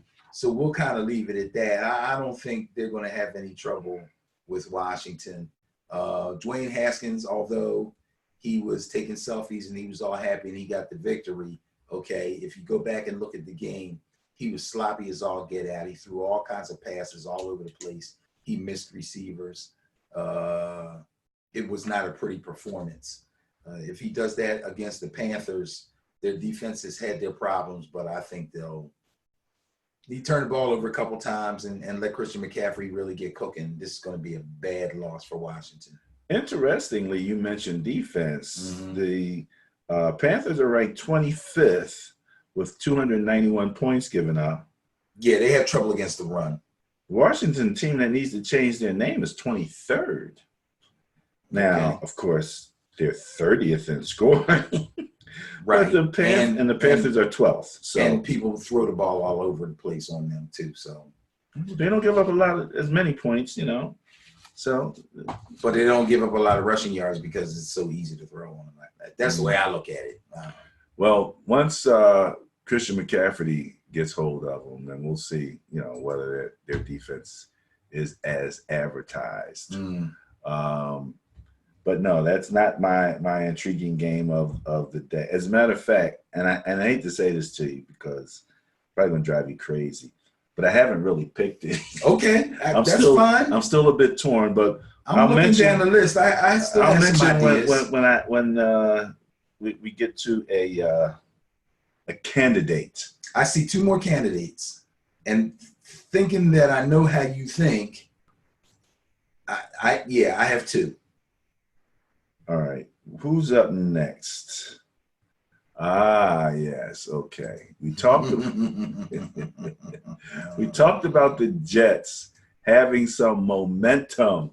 They got Big Mo on their side, coming in second over the last 3 games in net points. That's a healthy bias for them. That's a healthy bias for the Jets at 82. And the Bengals, are they the one tanking for Tua? Oh yeah, tanking for Tua, baby. Okay, all right. Anything on that one? Andy Dalton will be on another team next year, somewhere between the end of the season and the draft. That being said, Darnold is hot. Bengals are not. Take the Jets. Going with the Jets. All right, going with the bias. Rolling with the homies. This is a candidate for intriguing game. I didn't look at this one as a candidate, but I can understand why. Yeah. Colts need a rebound. They need a rebound. That was a bit of an ugly loss last week. They didn't seem to be able to get anything right, even though they had a pretty successful run game. Brissett does not look right, and they miss T.Y. Hilton's explosiveness. Hopefully he can get a little bit better physically during the week. Other than that, they don't have too many other options. As a matter of fact, I think the starting tight end is hurt too. Eric Ebron's hurt. He might even be on IR if my memory serves me correctly. So I wouldn't practice T.Y. very much this week. They need him healthy. Their other receivers aren't doing much at all. And they're going to need their passing game against this Titans team because they're unleashing Derrick Henry, and they're just going to try to pound you. Well, this is a very evenly matched team. Okay. You've got the Titans coming in ranked 10th in net points with 28. The Colts are ranked 11th with 18. So not a big difference. Points for Titans are 16th ranked at 245 scored. Colts are 17th. The Close. 16th and 17th. Wow. The Colts have scored 244. Okay. 1 point difference in the Okay. scoring. You can't get any closer. You can't get much closer than this. Titans are a little bit ahead in defense, ranked 9th. They've given up 217. Colts are 12th. Still close. Real close there. They've given up 226. And the biggest difference is in the turnover differential, where the Titans are 9th with +4. Colts are 22nd with -2. Okay, so for all those close numbers, here's the difference. The Colts did most of their damage as far as well-played games and racking up the stats early in the season and are beginning to falter just a bit. The Titans started off slow and are beginning to rise, and they're meeting in the middle, and I think this game is going to make them go, all right, just like that, and the Titans will be the superior team, and they will win that game. Going with and the bias. They are fighting. These teams are fighting for that division. So this is a big game for both teams. The Colts need to bounce back bad. They're going to play hard. They're going to be at home. They're going to have a crowd. I hate to say it because the Colts need this game. And if they play really hard and T.Y. is able to give them something through the air and Brissett can move around in the pocket a little bit because he looks gimpy, that's the only reason I'm not taking them. They're just not physically able, I think, on offense to put up points. Got to go with the Titans. Okay, got to go with the Titans. Here's Jameis again. This time he's got to deal with another running back, Leonard Fournette. Bias plus score 22 favors the Buccaneers. Every dog has his day. Small bias. And oh, by the way, that Titans bias that bias plus score of 16 was the smallest of the weekend. That's the smallest, yeah. It should be a good game. Smallest of the weekend. So, okay. What do you got for Jameis and the boys? Their net points, both teams are in the negative, so 32 net points favored the Buccaneers, but the Jaguars had a bias turnover differential bias in their favor of 10. Which That's is how nice. they came up with the 22 there. That's healthy. So all is not lost for the Jaguars defense, but they're still shaky. And Jameis is going to be Jameis.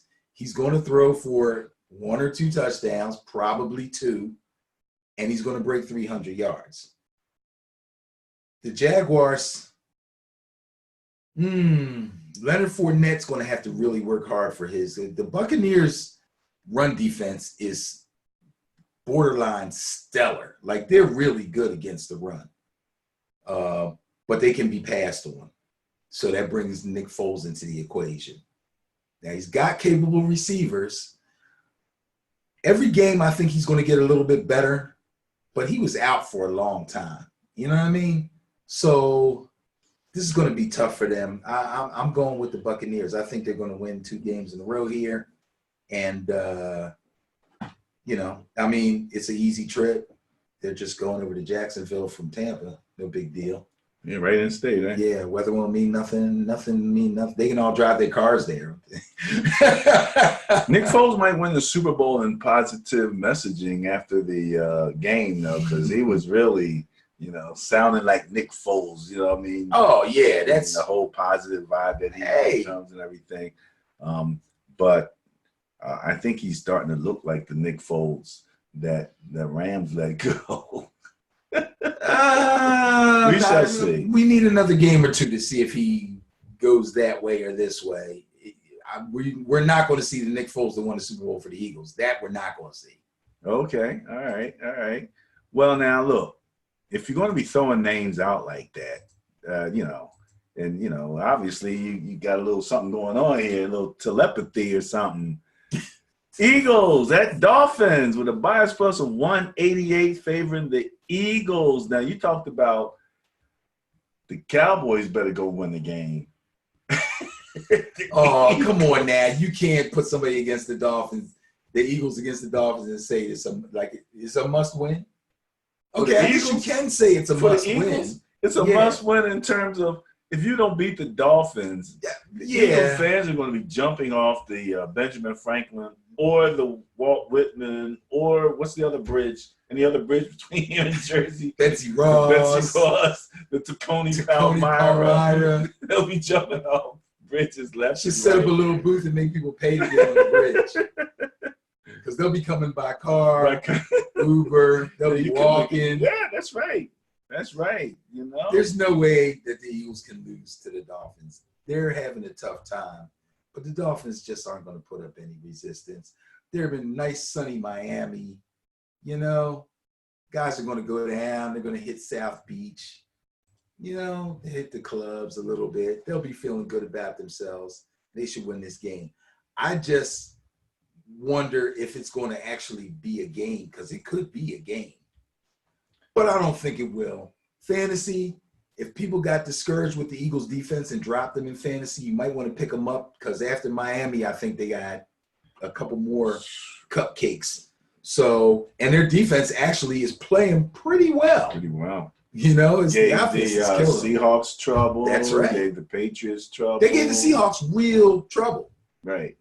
So, you know, yeah, and they give the Patriots some trouble too. So, yeah, if you can pick up the Eagles defense in fantasy, you might want to do that. Hang on to them for the next couple of games down the stretch to get you into the fantasy playoffs. They could actually win something for you. Packers are coming to visit your New York Football Giants with a bias plus score of 126, favoring the Packers. I love my team, I really do, but there's nothing. They got nothing for Aaron Rodgers. Packers need to bounce back too. This will be it. I hope that they can get a couple of scores, and they can get. They should be able to get Saquon loose this week. If you got Saquon, don't give up on him. Packers can be run on, so Saquon should have a good game. If Saquon has a good game, that usually translates to Danny Dimes being fairly successful. I just don't think the defense will be able to stop anything that the Packers have in store for them offensively. Aaron Jones will have a field day. Start him in fantasy. If you're lucky like I am on one of my plethora of fantasy teams, I actually have Aaron Jones and Barkley starting this week. So I'm looking for a high score. I'm looking for a win in that game. Yeah, really? I forget who my quarterback is. Probably Foles. So I'm going to need some good running. Genius. He's a genius. Good Foles. Okie dokie. All right, who we got up next here? Oh, hey, well, the rematch. And we mean that literally. And we mean that literally. Browns at Steelers. Bias plus score 36. Favors the Steelers with Duck Dynasty coming. Steelers are living off their turnover differential height. I'm telling you. And that's pretty much it. They. But if you take Myles Garrett off of the Browns, it'll be interesting to see how their defense. I mean, because Myles Garrett he's a disruptor, man. Take him off the.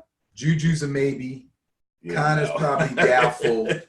They don't have no Duck Dynasty coming in for his first real start. Okay, coming in mop-up duty is one thing. I know. Coming in to start a big game like this at home with the crowd screaming, and they'll be behind him. You know how crowds are. They take the starter out for injury or whatever and bring in the backup, and the fans go nuts. They love that. So he's going to have the backing of the team. That's a lot of pressure, especially when you're, well, again, he's the backup. So handing the ball off to not Jalen Samuels, but his name got away from me. Snell. Benny Snell. Okay. Yeah. Rookie running back. They've had reps. Okay. You know what I mean? Okay. Throwing to Deontay Johnson and some of these other no-name Steelers receivers. He's got experience with those guys. So this could be a good thing for them. But guess what? Brown's going to beat them. Brown's going to beat them again. They're going to beat them on their field. It's going to be a dark day for the Steelers and Mike Tomlin. He's not going to be happy after this one. Dark days. Dark day. Man. Okay, Mr. Dark Days here, getting graphic with it. Gee, me Christmas. All right, now this game, was also a candidate for intriguing game. What? Yes. I did not suspect that you might try this game. Well, first off, both teams are in my division with my Niners. Again, I got to remember how you think. Okay. All right. So, you know, I got my eye on these guys, number one. Number two, the Rams just got embarrassed by a quarterback that can run. And now they got to deal with another quarterback that can run. I like and the way running you're thinking. An innovative offense. I like the way you're thinking. But the bias plus score of 66 does favor the Rams. Now, when you look across at the breakdown for the bias here, Rams are coming in at 14th in net points. The Cardinals are at 28th. They, you know, obviously struggle, but I mean, the Rams are +6, Cardinals are -69. So, ergo, big difference there. However, in scoring, Rams are 14th at 249. Cardinals are 15th at 248. Ooh. So they can score points with them. Now, where the big differential is has been on defense. Yeah. The Rams are 15th, giving up 243. The Cardinals are 30th, giving up 317. I think that's going to be the difference. The other difference is this. Rams are 24th in turnover differential with -5. The Cardinals are 11th with +4. Ooh. Okay. Young Kyler doesn't turn the ball over. That's one thing he's really, really good at. So that kind of changed it a little bit when you went from having a bias, net point bias of 75 favoring the Rams. That got mediated a bit with the Cardinals having a bias in their favor on the turnover differential of 9, which is why it went down to 66. Okay. Bias plus there. So, yeah, this could be more of a game, you know, and I'm sure everybody sees if, you know, step one, double team Aaron Donald. Yeah, you kind of have to do Step that. 2, hit those edges, you know, before he can, and you got a shot. Maybe I don't know if they can do that, though. We shall see. I don't know if the Rams defense can do that. I don't think they're going to be able to contain Kyler Murray. I really don't.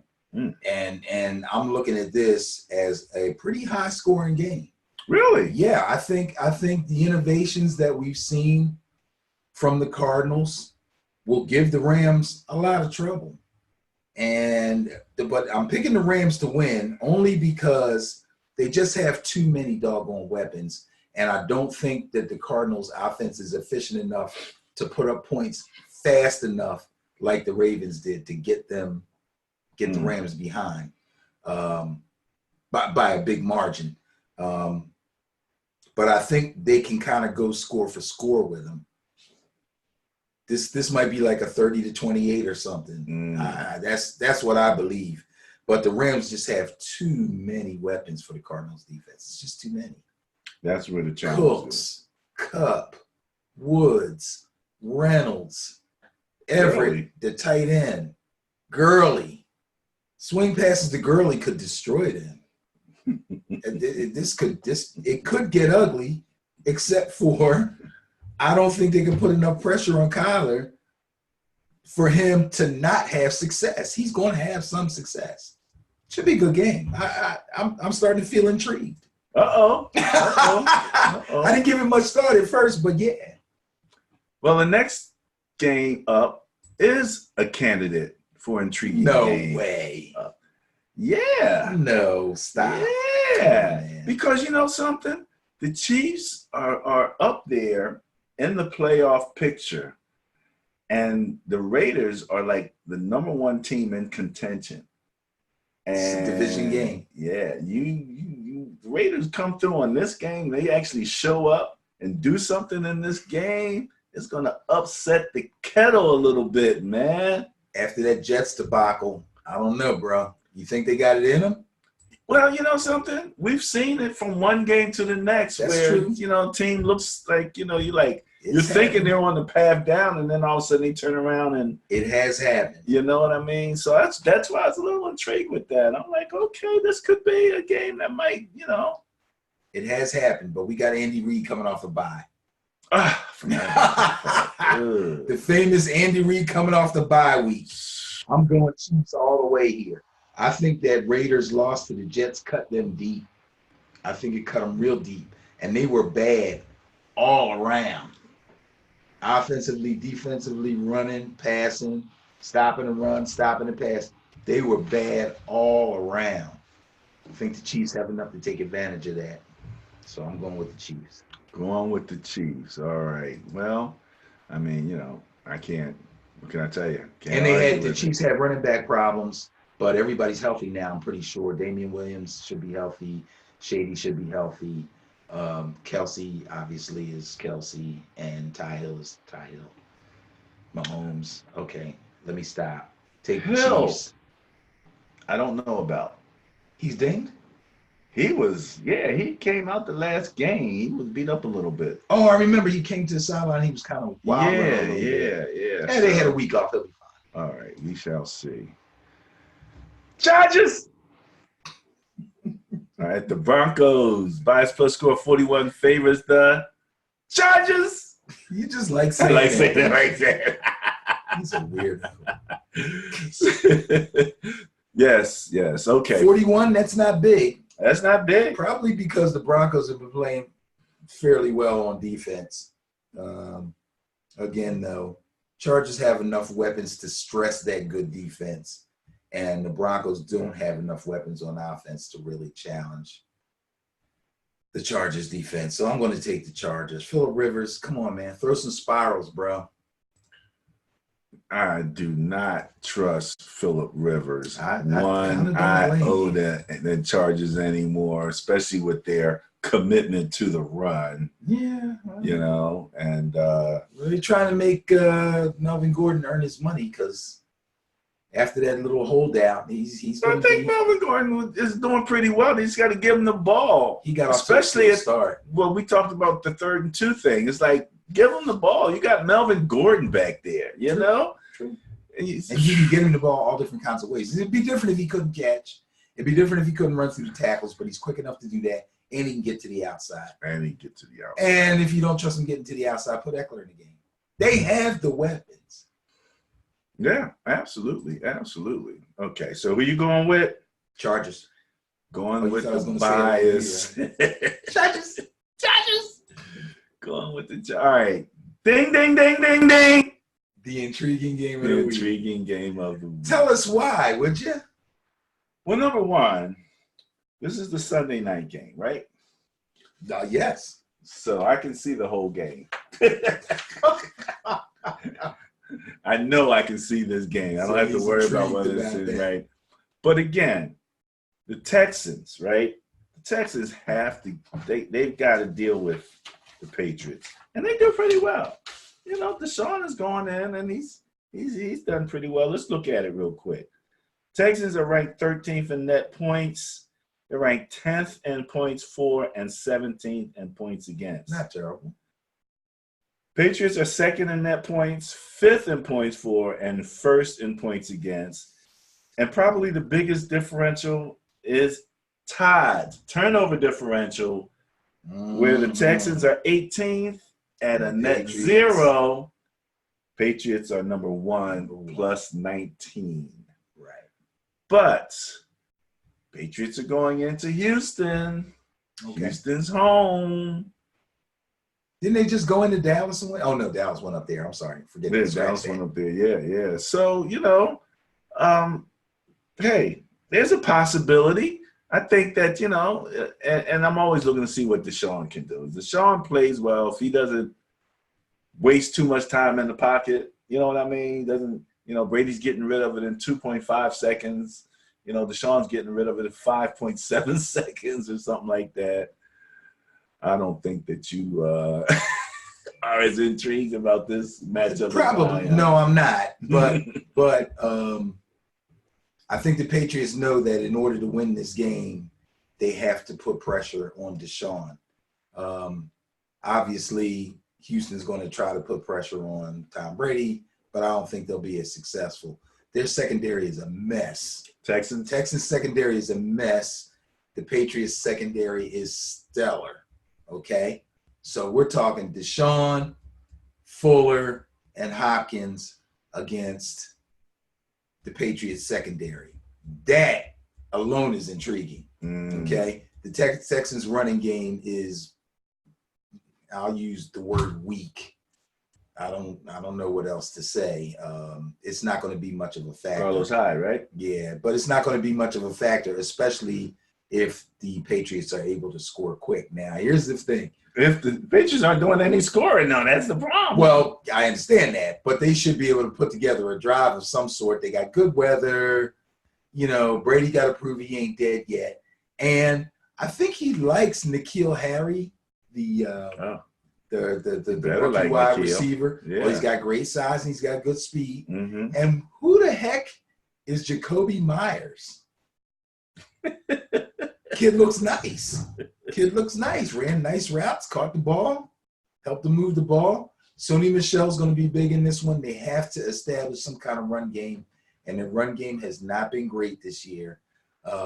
Normally, when the run game itself isn't as good as they need it to be, they usually flip him out and flip in Burkhead, who can run and catch, because Sony Michel's doesn't have the greatest hands, or they just go to James White and just throw swing passes and screens to him all day instead of just handing him the ball. So they have options probably that the Texans don't have. But it is still an intriguing game because Will Fuller is dangerous. And if he opens up the field, it's not like D-Jax opening up the field for Alshon Jeffrey. We talking about a dude that's just as fast, if not faster than D-Jax, opening up the field for Nuke Hopkins. Come on now. Take the Patriots. I'm taking the Patriots. Going with the Patriots. Yeah. Okay. Well, we shall see. All right. The Monday night game. This should be the intriguing game. You know something? It probably should be. To be quite honest with you. It probably should be because, I mean, we're talking some real close, Yeah. NFC, right? Yeah. NFC matched. Nice round 50 bias plus. Nice round 50 buys plus. Who's it in favor of? Oh, my. The Vikings. Yeah, I can see that. They've had some good games. What's the numbers They've look like? had some good games. Let's see what we have here. Vikings are 5th in net points. Seahawks are 9th. Okay. That's plus 84 for the Vikings and plus 29 for the Seahawks. Okay, that's a fairly good margin. You might say 5th to 9th, not so bad. But when you look at the points involved. Points for Vikings are 8th with 289. Seahawks are 7th with 292. Okay, that's Russell Wilson. That's Russell Wilson. All right. Points against. Vikings are 6th. Here's the difference. Only giving up 205. Seahawks are 21st. Yeah. And they had to play my Niners. What can I tell you? There wasn't just that. They're not the Legion of Boom no more. Yeah. Legion of Doom or Boom, or whatever they were. Well, they're still pretty good, though. They're still pretty good. And they have a 12th man. They're home. Oh, okay. I like that. I like their home field advantage. Some teams have a home field advantage that ain't really that big of an advantage, like I always talk about the Cowboys. But the Seahawks home field advantage is pretty big. I like it. So I like the Seahawks to win the game. This is going to be a real smack him in the mouth, rough and tumble game.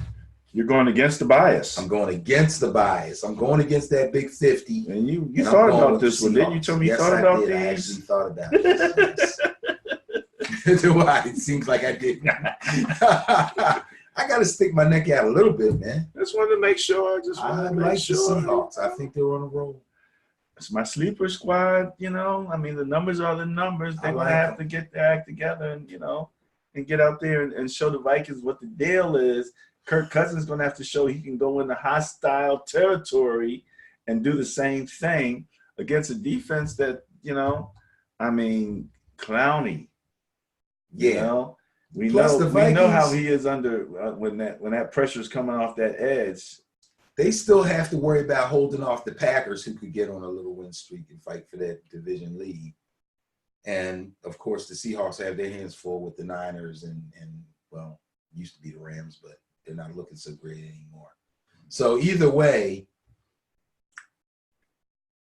either division is up in the air, and the wild cards are up in the air. So every win counts when you're talking about the NFC North and the NFC West.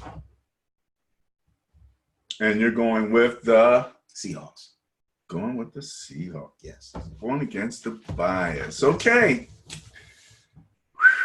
All 16 games. Oh, yeah, we got a big slate. Tomorrow's going to be fun. 3 games tomorrow. Yep.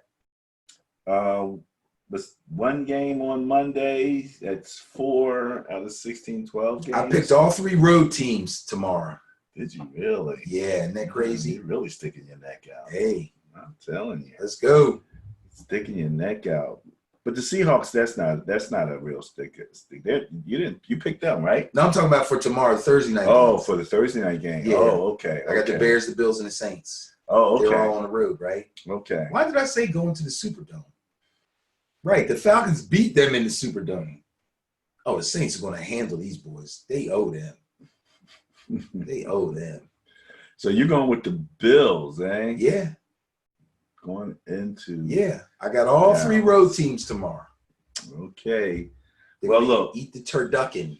You'll be eating, all the, what's the tryptophan? Yeah, that's right. You all tryptophan out, All wake up and find out. Don't What? eat too much turkey, gang. I went 0 for 3. The trick to Thanksgiving is you want to eat like 2 or 3 times during the course of the day. Oh, that was You don't want to eat one gigantic meal because you're going to miss the night game if you do that. Mm. So keep your turkey portion small and load up on your macaroni and cheese. I know people are going to be like, "You, dude, you're carving me to death." It's Thanksgiving. It's one day. Go for it. Macaroni and cheese, candy yams, or sweet potatoes, or whatever you want to call them. Yeah, because you just finished giving me this whole thing. I just gave you the whole thing about eating carbs, right? About being keto. It's Thanksgiving. You know? Keto goes out the window. on Buttermilk Thanksgiving. biscuits, all that old good stuff, man. You're going to have greens. You're going to probably have cabbage. I know a lot of families do greens and cabbage. String beans, all that good old green stuff. Get that in there. Make that the majority of your plate. And then when you go back for your second, you get the same thing. But, this is what you do. You don't eat the macaroni and cheese and the yams on the same plate. So the first trip, you get the yams. The second trip, you get the macaroni and cheese. Okay? I'm talking like, this is how our family does it. They have like 3 vegetables and 5 starches, and then turkey and a ham. So Are y'all still doing ham? I think she got a ham because her and Desiree like ham. I don't eat ham, but Okay. they do. And then when you get your last one, so that you don't fall asleep on the night game, or that you fall asleep on the night game or after the night game, then you eat more turkey in the last one.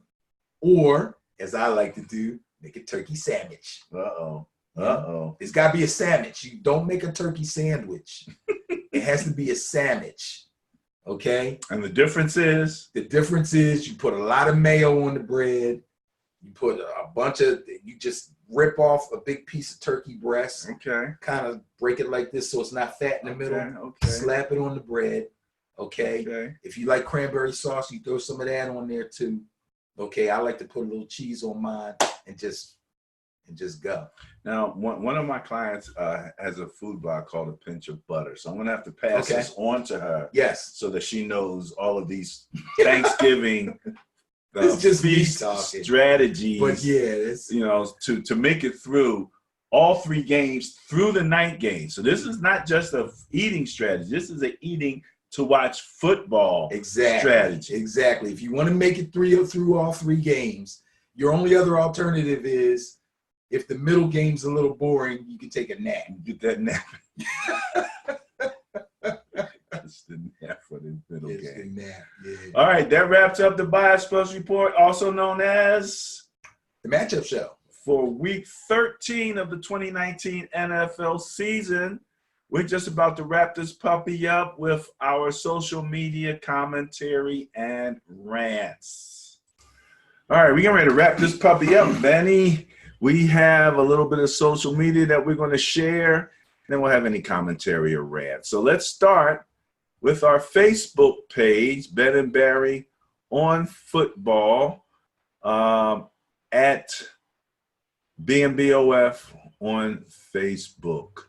So you can come here. We've got some great information that we pass on. It looks like Lamar Jackson's page, doesn't it, here? But, I mean, let's face it. First team in NFL history to average 200 yards passing and 200 yards rushing. Really? Yeah.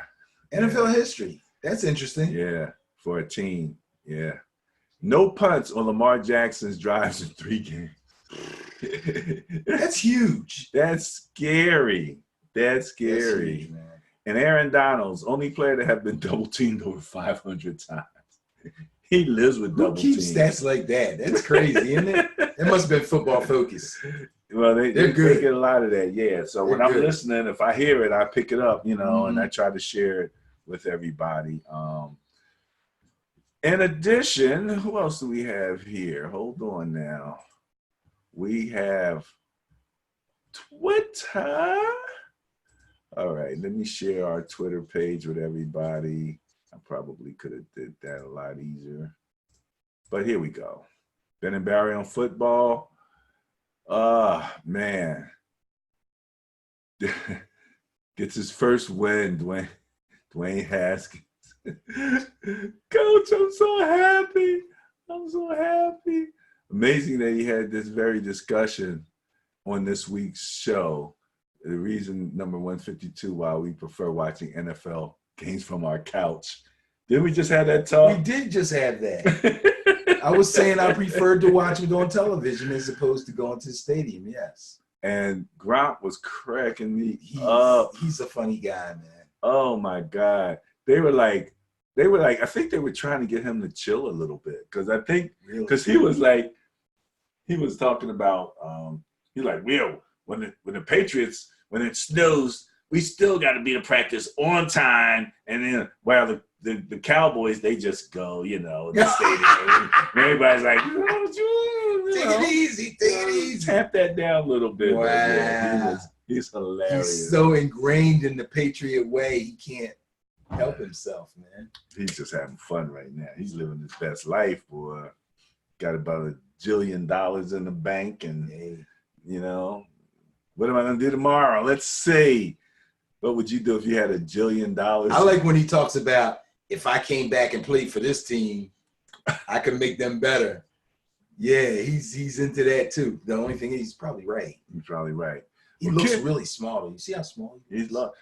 I've noticed that a lot with football players. Tony Dungy was probably the guy that made me think about it. Because you see Tony Dungy as a coach, you don't think he ever played football. He was a player. Yeah, he was way thicker. Yes, he was. He was a strong safety.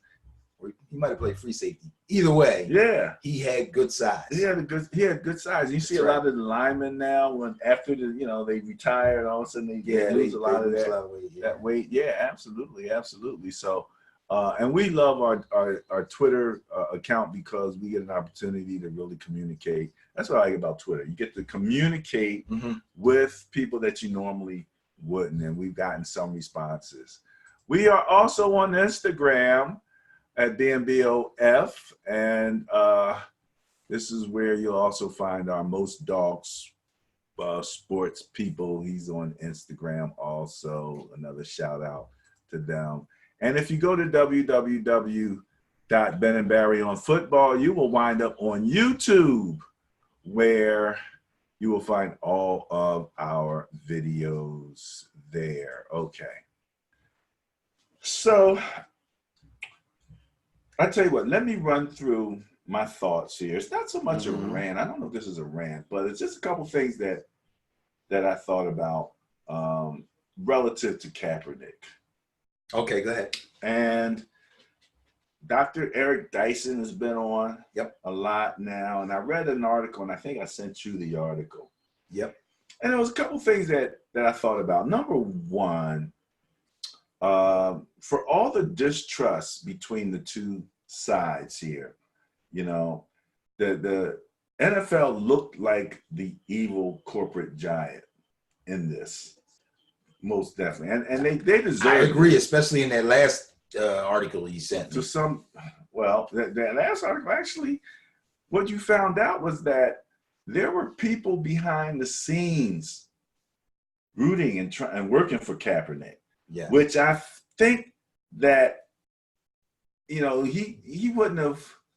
Well, there were people behind the scenes rooting for him. Number one, let's just see like that. Number two, NFL people. yeah, Okay. NFL people and people like Jay-Z that were behind the scenes. So, you know, and so he wanted to come in, I think, into that workout and be Kaepernick, the persona, with his crowd and his, you know, the NFL doesn't. I'm looking at it that way. Keep going. But the NFL, when you go for a workout with the NFL, you don't get to bring your own camera crew. You don't get to bring all of that. So I'm trying to look at it from both sides, from the NFL side and from Kaepernick's side. And if I'm the NFL, I'm going to control that situation. I'm going to make sure that you are not coming in here with an activist agenda, that you're coming in there to try out to be a quarterback in the NFL. And so, yeah, I might put some things in place and make sure that, yeah, we control the situation. So I don't see that is completely bad. There was the question about some of the things that were in the contract. And people were saying, he's going to give up his right to sue. My first question was, sue on this particular day or sue ever? We don't know. Sue ever. I don't know. I didn't see that. That's what I read. Several articles. His attorney team said he was set up to fail in any effort. Any effort. Yeah, a lot of people, that were going to be there that were supporting him. So I don't know about the setup to fail. They don't have nothing to do with that. They were running the practice. They didn't write the waiver. The waiver had things in it that were not good. You saw the waiver? No, it was reported. None of us saw the waiver. So the attorney saw the waiver, and the attorney said this was what was in it that we didn't write. The attorney said a lot of stuff, but that doesn't necessarily mean. Now, the other thing is, you have an opportunity cost situation here. I don't think you and I have ever gone into corporate America and it's been, quote, fair. Number one, you don't have a right to a job. This is not a job. People talking about right to a job. This is not a job situation. You're absolutely right. You and I, if we were going in for a job, we would go in a way that we expect that they want us to be, right. Because we want that job. Right. For everything that Kaepernick can do, he can't pay himself $100 to $200 million. Right. The opportunity cost, the opportunity there is going to expand dramatically. Pat Mahomes is about to blow the cover off of quarterback salaries. Right. One thing to have $40 million. Right. It's another thing to be getting paid $40 million a year. Right. And what could you do, within the system if you were making that kind of money? The other thing is that, as I always said, the main mission here, the main issue is not whether Kaepernick gets a job. It's injustice in our legal system, okay? And our law enforcement and our legal system with mass incarceration, things of that nature. This has become so much about Kaepernick that we're missing out on that big picture, because Malcolm Jenkins, if you've read any article, took a lot of heat around that same time for coming out for a citizens oversight board on the Philadelphia Police Department.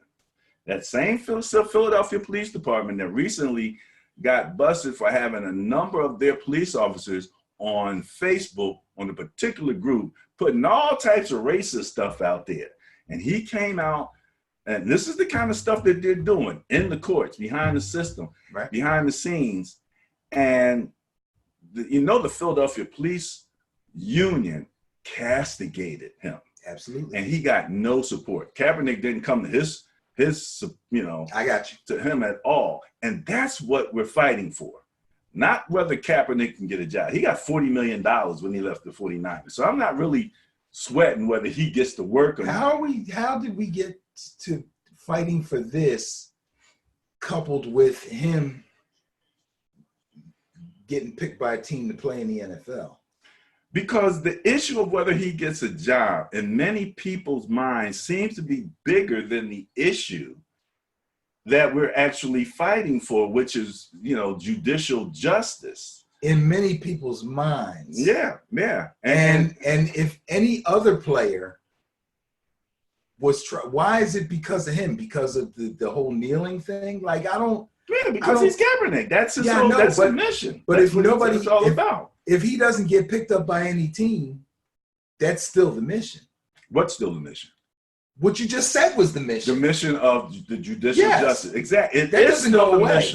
That doesn't go away regardless of what happens. So why can't we say we understand that, but we still concerned about I'm talking about where the chances? focus is. I'm saying there's more focus. People are more passionate and focused on whether Kaepernick gets a job. Because that's the hot story of the day. But they're missing the bigger picture. They're not missing it. Yes, I'm not missing it. Did you hear about what happened with Malcolm Jenkins? Yes. You knew about that? Yes. Most people don't. Most people didn't. I don't know how you can miss stuff like that if you got an iPhone. Maybe because you're in Android Philly. and I saw it. Maybe because you're in Philly. Okay. You know what I mean? All right. Maybe people but on a national basis, didn't hear about it. What they're doing. And like I said, you and I know, because we went to the Players Coalition website, that they're doing a lot of on the ground work. I would, to some point, if Kaepernick's in the NFL, okay, I would hope that he would stand together and maybe with those guys, and maybe he will. Because now he doesn't have that platform. So if there's something that the NFL doesn't trust about him, because we were talking about trust, okay, what they don't know is if he does get a job, what's he going to do then? Get a contract. Yeah, let's get. If he does get a contract. What is he going to do then? Is he going to kneel again? Is he going to stand on his head during the Well, they will have had that conversation with him. Now, whether he sticks with what he says, and he's honorable. I'm assuming that he would. Okay, he says, fine. So we get past that. Because again, but like Jason said, kneeling is not the big deal anymore. Now it's time for action. Right. But to bring anything that he has in his mind along the lines of what Malcolm Jenkins is doing, or anybody else, or any other ideas that he has on his own, it behooves him to have the big platform that he had originally when he just knelt. And getting a contract puts him back on the big platform. And now he can move forward. And I trust that he will do something like that. And that may be what the NFL fears. I don't think they fear that. They shouldn't. They put up $80-some million. Yeah, you know how I feel about that too. That had all the little stipulations in it, just like this waiver they wanted him to sign. I understand you saying 80-some million is 80-some million. You can stipulate if you want. That's a lot of money to put towards social justice platforms. And I haven't heard anyone from the Players Coalition complain about those little details. No. I get what you're saying, and I understand about that. That was a positive, okay? But just because of the whole situation with Kaepernick, this is still rubbing people the wrong way. And I believe it's still rubbing the owners the wrong way, at least some of them, and it still rubs Roger Goodell the wrong way. So Roger to say Goodell that they're not seem to have gone about out of his way to speak to a lot of people who are working on those social agenda issues about this particular. Did you hear him say tryout? Huh? Did you hear him say Did I hear Roger Goodell say that? Yeah.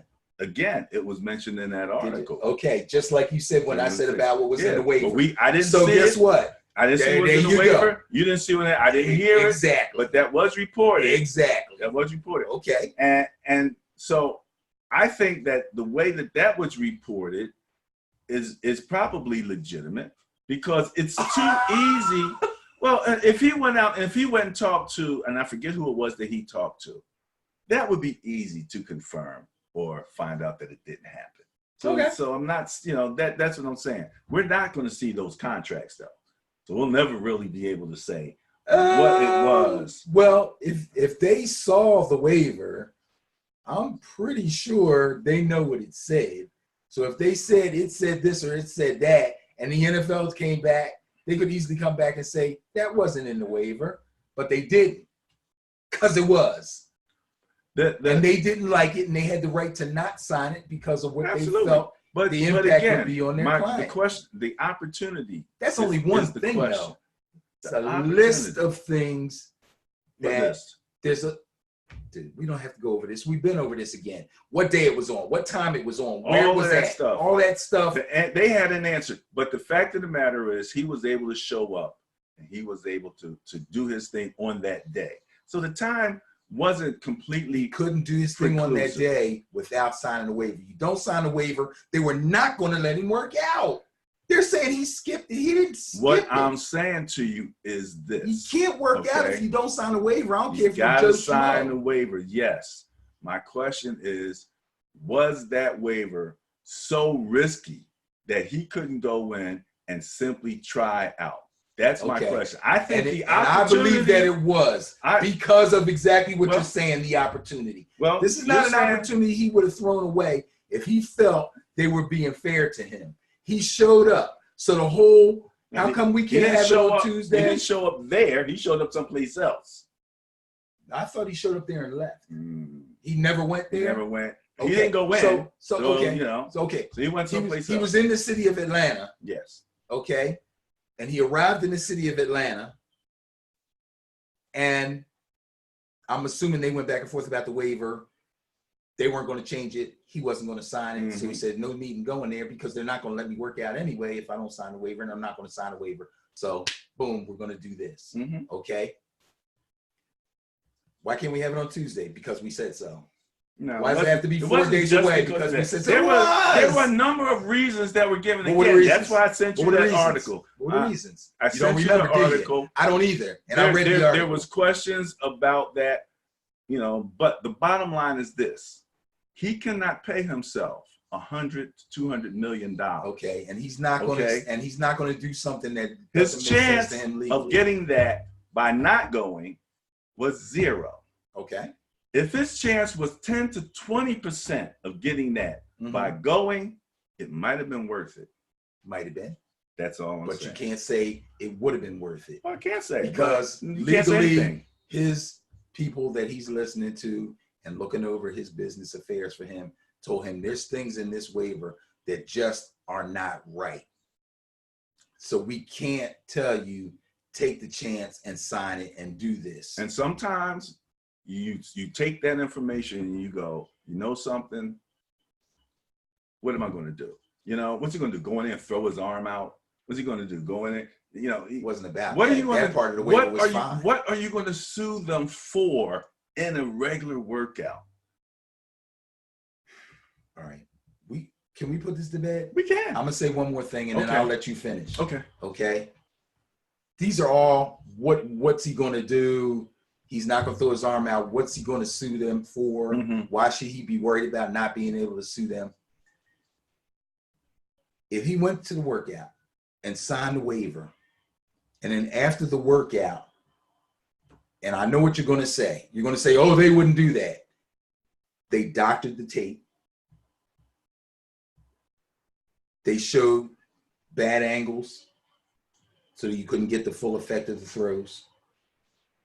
And then he went back and said, he already sued us for collusion, so we're going to screw him again. I'm sorry. Don't nobody hire this dude. There's nothing he could do. Okay. That's not going to happen. Go ahead. So that's a very negative situation that you painted. That I sure did. They might have celebrated his return on that video. Maybe. There were a lot of people who were looking to something positive to come out of that. Okay. And consequently. Any owners? Well, you got one guy who was sitting with the owners. He's at the table with them. His name is Jay-Z. Okay. He's not an owner, but he's there with them. He was able to help swing that tryout in the first place. So again, it's not like he's walking into the valley of death and he has no friends around him, no support, there were people there who wanted him to succeed. And if the NFL came out, if none of them were owners, then it don't matter. If the NFL came out with something different than what actually happened, it would have been exposed, I do believe. So we can put it to bed there.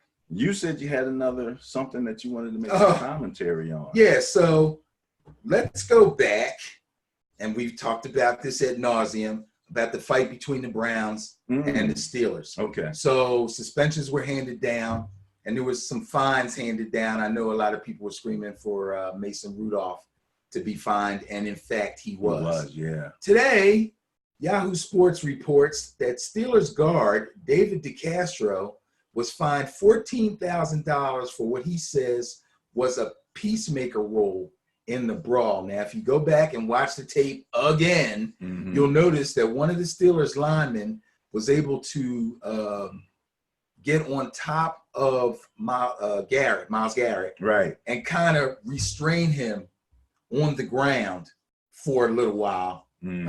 Unfortunately, Pouncey took the time there. Guess what? Watch the tape again. Pouncey didn't connect with that kick. He actually kicked somebody that was standing over him on the other side in the leg. Really? I saw another angle of that. It looked like he kicked him in the head. He actually kicked the other guy in the leg. Now, DeCastro's holding him down, and it looks like he's talking to him, trying to communicate something to him along the lines of, yo, chill out, chill out, chill out. And then, of course, the thing continued. So he gets fined $14,000. I thought this was funny. He said, I can't wait to hear why I'm getting fined for being a peacemaker. Like he thinks it's ridiculous. Wow. This might be even more ridiculous. The other lineman, I think the right tackle or left tackle, Ramon Foster, was also fined for entering the area of the brawl. Foster said the NFL sent him a letter saying it didn't matter if he didn't do anything. It didn't matter if you didn't do anything. Simply walking toward the fight got him fined. Now, he's claiming this was a letter that they sent him. The letter basically says you can't walk toward a fight. Being a peacemaker is no excuse. Across the board, it basically covered it. I'll probably still appeal it, and it was only $3,000. $3,057 is gone. It's going to be a short Christmas. Well, offensive linemen don't make a lot of money, but we may poo-poo that. But the bottom line is that just seems ridiculous to me, utterly ridiculous. Both of them, one for a guy, he was already on the field, so he hardly can't not be near the brawl. What's he supposed to do, run away? He's on the field. He's in the play. He's supposed to run. You think the team will cover some of their fines? I would cover that one. I don't know about DeCastro. That's $14,000. I don't know if they'd be willing to do that, but he's going to appeal his too. Yeah, because he's got to go through the whole union process and everything. So generally, something changes. It gets reduced. Yeah, I don't see them. Yes, I was going to say. I don't think they'll overturn either one, but I think DeCastro's may get reduced to like $10,000 or something. Isn't there, just as they could show some empathy? Is it in the NBA where you're like in a fight, you get fined if you leave the bench? You cannot leave the bench. You cannot leave. I think that's what it sounds like to me. Because you're right on top of the action. Right. You can't leave the bench. That's dangerous. Yeah. Like you're right in the fray as soon as you leave the bench. And on top of that, it's too hard to even him, because everything is so close. So yeah, they really want to stop from doing that. Yep. Wow, that puts that information there. Okay, all right. That it? That's it. Wow. I don't know about you, but we've been rocking and rolling now. I was tired. Went through the top 10. We went through the review of week 12. We went to the Bias Plus for the upcoming weekend. Thanksgiving's tomorrow. We talked about most dogs sports. Most dog sports. .com. .com. Go. Take a look. Check it out. Take a look. And if you're in this area and you're looking to get your kid involved in some type of football program, especially a 7-on-7. A lot of people are doing the 7-on-7 now because the reports are they with the concussions, Right. giving your kid all of the hitting early, wait a little bit later, till the head gets a little harder, I guess, or whatever. Yeah. Flag football is a fast and exciting game, and if you're a skill position player, or your child is a skill position player, quarterback, running back, wide receiver, D-back, it's really good to get them up to date with the speed of the game before they put the pads on, if in fact that's what they're going to do. And if they're never going to put the pads on, okay, so what? You got some nice, fairly safe football competition. I always feel sorry for the big guys because they kind of get left out. They get a little bit left out. They get to high school and then some of them never played organized ball, Yeah. And we Sometimes. I saw that with my son when he went there. So that was about it. All right. Week 13 in the books. Well, not in the books, but this particular show is in the books. Big time. Tomorrow, 3 games. 3 games. Take the visitors in all 3 games. I know. Here you go. Yeah, right? Exactly. All right. Any last words? PTTFL playoffs. Go Noles. Who knows?